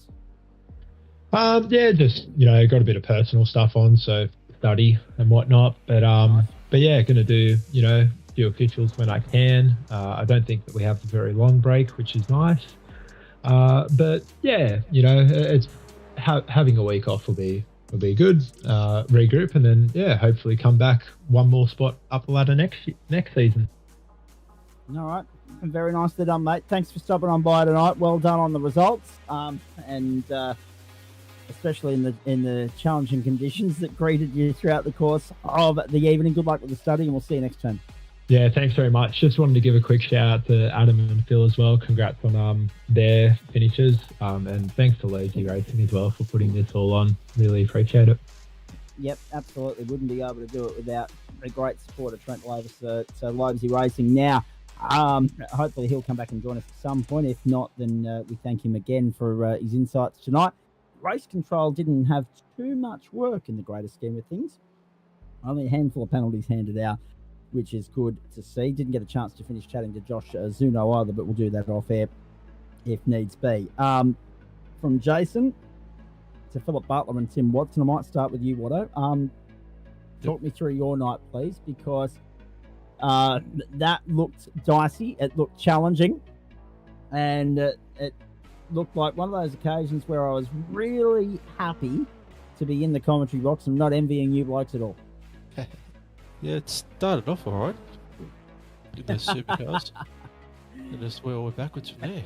And then they added water, yeah. Yeah, the rain came and hit too many puddles and pretty much killed my third place and went down to fourth in the championship by 3 points. Oh, jeez. Unlucky for you. I mean, the up and comers has been a game of inches for a few seasons now, and tight margins like that, position to position, are very commonplace here. From your standpoint, how are you enjoying the challenge of learning the wet weather server, learning the temper system, learning basically going back to square one and learning how to drive these things in these conditions, and how do you use tonight and put it into practice elsewhere when you're greeted with wet weather conditions next season? What are your takeaways from tonight? Pretty much stay away from the puddles, really, if I can. It's all about practice. The more you get out there with some wet weather and practice, the better it's going to be. The more you can find out where that limit is and where your best lines are to take, and just go from there. Which was harder, if you don't mind me asking, the Toyota race where it started dry and then just tipped down, or this race where you started on a soaked track and it slowly dried off? I would say the 86 race where you go and you know your sort of your braking markers are where they all are. Then the rain comes and you got to try and adjust it and find where they are, and every lap's different because it's getting wetter and wetter. And I think that was a lot harder to do than the F4. The disappointment of losing out on third in the championship to one side. What have you enjoyed most about this season, and what are you most looking forward to with regards to next season, and which cars are to your liking, and if you had to say, if you could swap one car out and bring one car in for 3 weeks of this campaign, which would it be? I don't mind the F4s. It did look like it today for the wet, but I don't normally mind them. But I wouldn't mind seeing maybe GT4s or even the Skippies coming. That's a fair call. Yep, I don't mind where you're going with that. I mean, I'm a big fan of Formula V, as most people know. So Formula V or Skip Barber, either one. Yep. And obviously, no doubt, redemption will be sweet if you can go one better and get on the podium next term. What's the plan in the meantime? How do you spend the next 3 weeks, the downtime that we've got over Easter? Just try and get some more practice in when I can. Practice makes perfect, as they say, and I think iRacing's getting their value for money at the moment because everyone's wanting to practice. A, the new cars that have dropped, B, the new circuits that have dropped, but C, most importantly, everybody wants to find a wet session to play in to better improve their craft there. 100%, yeah. I can get on when I can. It's normally maybe 1 or 2 nights a week I can sort of get on. The rest of it's sort of family time, so I'll get on when I can and do what I can. Just go from there. All right, mate. Very nicely done. Hey, thanks for stopping on by. We do appreciate you hanging back to have a chat to us. Go well for Easter, and good luck in the new campaign when it gets underway in April, mid-April, April 16 for you guys on the Tuesday night.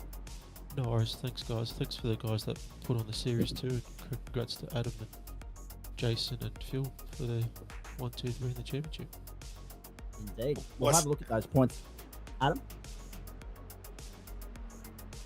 You're right. I was just going to say, we'll have a look at those points in just a few moments' time. So Yeah, Phil Butler in the meantime. Yes, Adam? I was just going to say, so it's not quite 1, 2, 3. So as we saw early when we did one of the All right, here we go. when we did one of the live things, we had Philip and Jason were tied, but then after Schweikert had his moment, Tyson gained a spot, which gave him 2 points, put him outright second, and Butler outright third, and that's how they finished. However, Butler did end up getting the most positions gained bonus, which happened to be 2 points. So we have a tie for second. Look at that. At 692 and Phil Butler on countback goes second.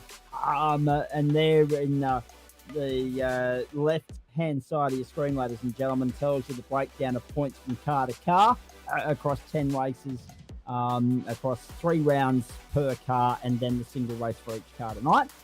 And then, of course, the overall total, the cumulative total, once you're taking drop rounds into consideration, 726 for Adam Johnson, 692 for Phil Butler, and Jason Tierman has held on to third by 5 points in the end over Timmy Watson. Phil King, a distant fifth in the end of all of that. Luke Keamy, Tom Williams got up ahead of Pete Matson tonight. Maddo and, Keamy wasn't on the grid after the Supercars, didn't see him actually.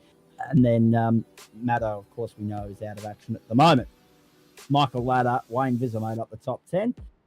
Adam Tyson, former champion. Greg Padgett, Aidan Schultz, Sean McClure, and Colin Bennett took us back to 15th. And Colin was a retirement in tonight's race. Oh boy, excellent stuff. Good fun. Phil Butler, to you. So well done to Jace, well done to Tim. Third and fourth. Let's get to second and first. And I want to come back to Adam in just a moment because we've already spoken to him. But Phil, to you, icing on the cake, really, to move up to second tonight. You hit your markers, everything that could go right did go right, essentially. And that was a marvellous drive from you in that Formula 4 race. Yeah, surprising. I thought I would have the sort of race that Tim had. But I kind of learnt some lessons from the 86 race, where I was pushing probably a little bit too hard and made a few too many mistakes, and kind of threw away a good position really in that. Still got good points out of it, but just tried to keep it on the black stuff. Hope that Adam would let me through and didn't want to race me. Which is what he did. He used his head and yes, yep, and wrapped up his championship, which was awesome. It was as I said, a lot funner.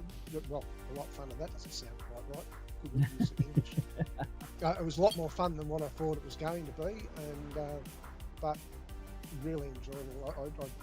I am really enjoying the rain in the iRacing world. I think it's a lot better than the other sims or games that we use. They've really done a fantastic job on it. It's a lot better than the rain in the real world at the moment up here in the slow and steady, sleepy state of Queensland. Soaked, sodden, and saturated, actually, to be fair. But that's another story. Hey, Phil, just quickly, there's a lot of people that might not appreciate just the sort of lessons you can learn from a wet weather server in a tin top to then apply it to your driving style in an open wheeler in similar conditions, because at the end of the day, tin tops and open wheelers are very different things. But just talk us through your approach to the Formula 4 race, knowing that a potential top 3 result in the championship was there for the taking. Yeah, well, I kind of pushed that, like the idea of the top 3 out of my head. It was there, but I was virtually just concentrating on not getting it squirrely. Yep. That was the basic thing. I had a situation where I was sitting behind Adam, and I think it was turn 3. He's kind of lost it, and I've kind of tried to tiptoe around the back of him, and as soon as it touched the curb, it went sideways, and I've gone, oh, this is awesome. And there were a couple of little incidents in the race, but The idea was to try and keep it on between the puddles, basically. There's a puddle on that side, there's puddles on that side, keep it in the middle. And use that area as much as possible. If it was shiny, it was no good to the car. It was basically my philosophy. Just so much easier said than done, though, isn't it? Oh, Having a plan in your mind and having it in your head there is one thing, but going out and executing the thing to a T is a vastly different scenario, isn't it? Yeah, my word, it is. I did very well at executing what I wanted, which isn't always the case with me. I can be fast, but I give everyone a chance of overtaking me by putting it in the weeds somewhere, or just doing something stupid. Like this season, even my computer decided it was going to have a crack at me and booted me out during the Interlagos round, where I was about to do very well in the third race, and I ended up with a DNF. So,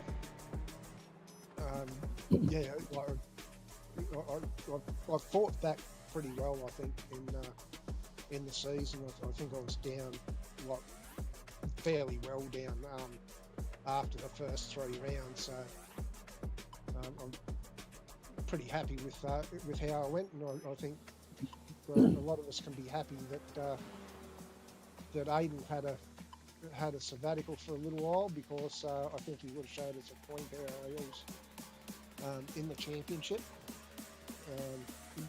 Still finishing 13th, and only did 3 rounds, so that goes to show how good he is. So I'm stoked at what I did and how I achieved it, and I'm really happy for Adam Johnson. He tries hard every week, and you can see it, and it doesn't matter if it's in up-and-comers or in the GT3s or in the Super 2s, Super 3s. He's always trying, and it's good that he gets the chocolates today. Indeed it is.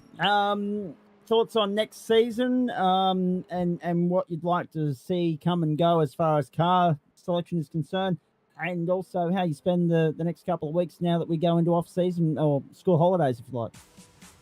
Yeah, I'm a bit old for school holidays, so I'll be doing some. We've got some practice for the Suzuka 6 Hour in the Endurance League. And as far as cars, to be quite honest, I think I like the 3 cars that we've got.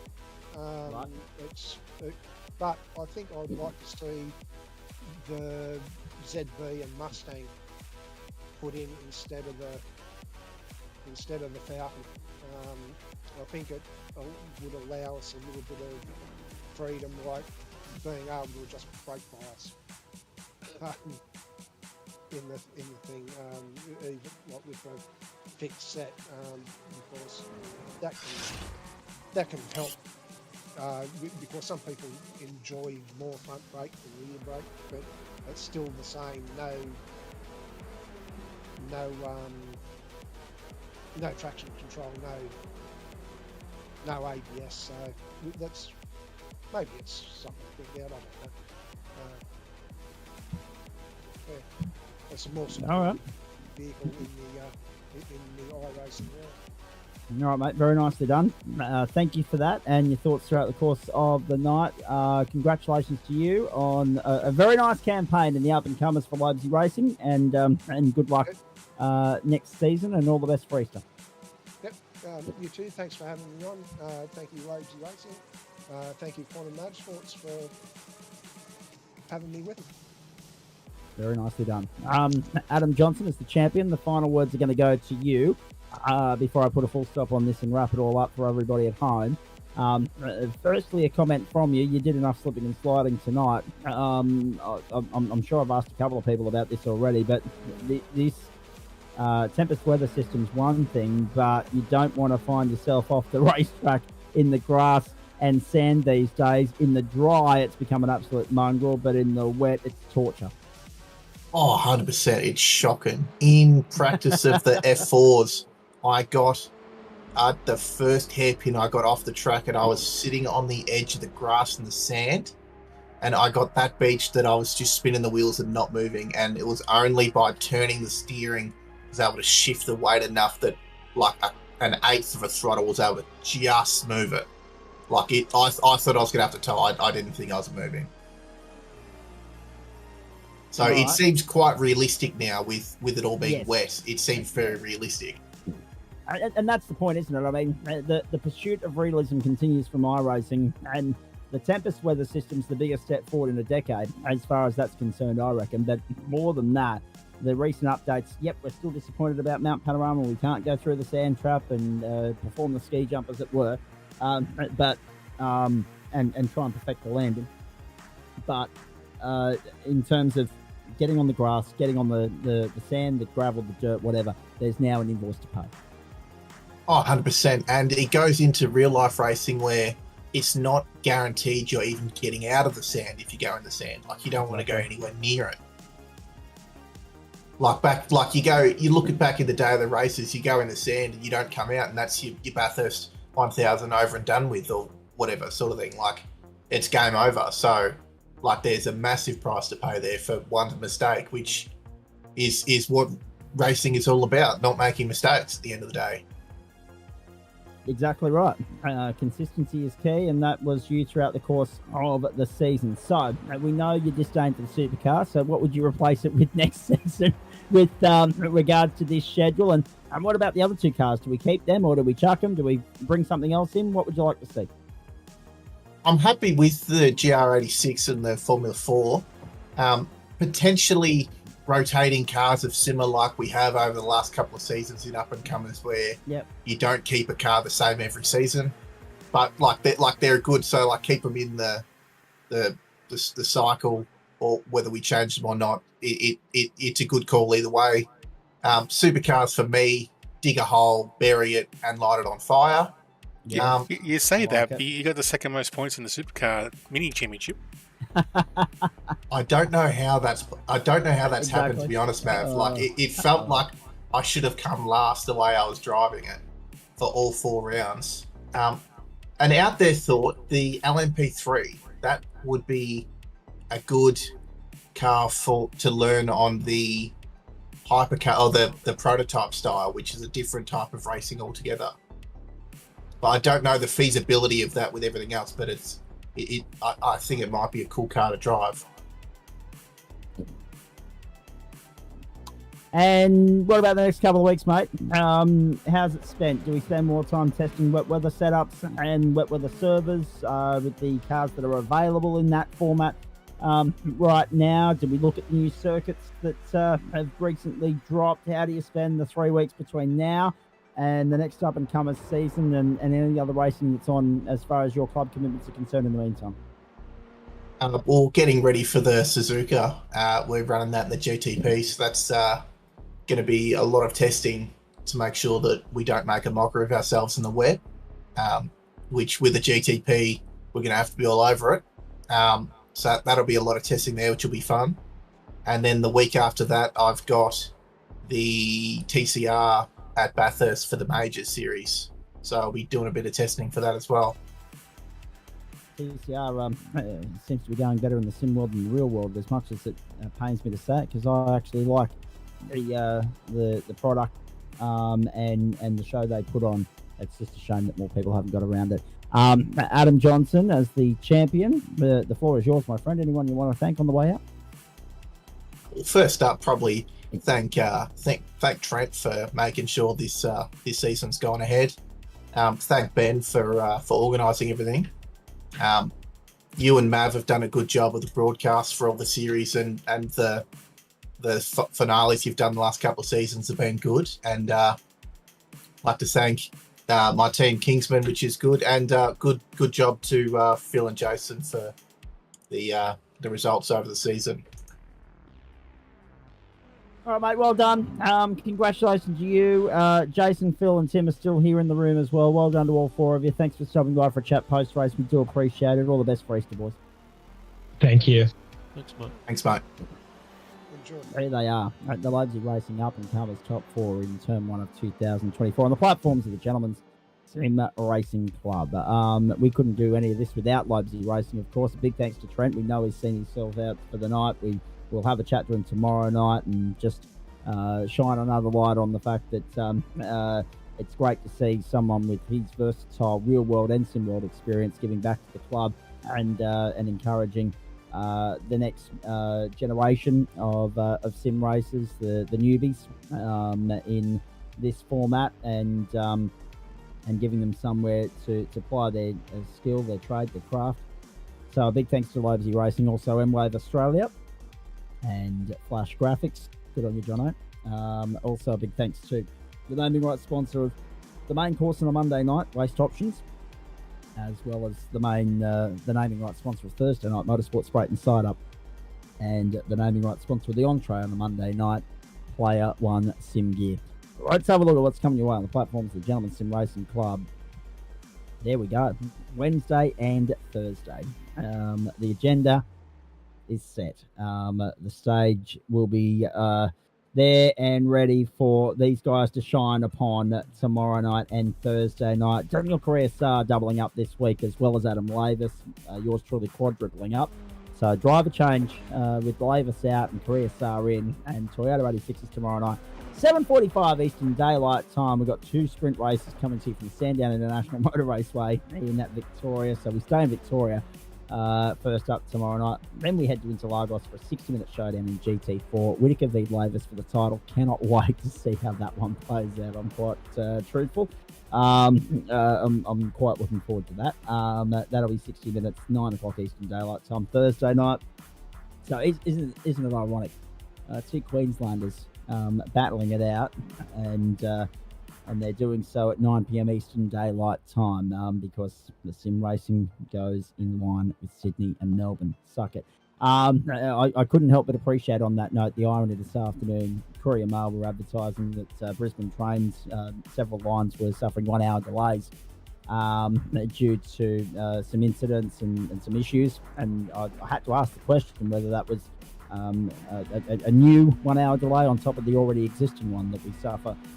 Well, 27 weeks of summer at the moment, usually 26. But yes, just add insult to injury, a 1 hour delay on top of an already existing 1 hour delay.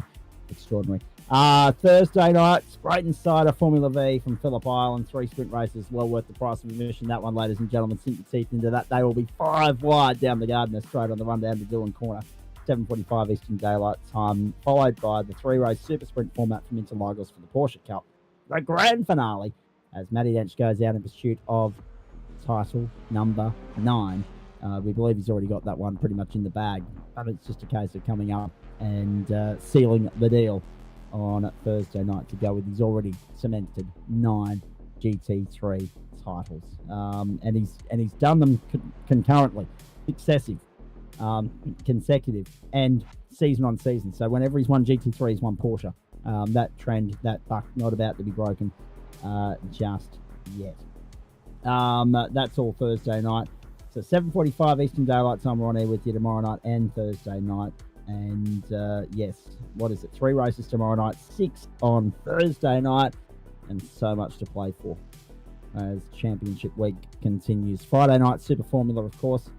The boys will be back in town at the Suzuka International Circuit. 3 sprint races on the agenda there, 8:30 Eastern Daylight Time. Saturday night, the Mountain Men, a 300-kilometre race for Super Formula Light.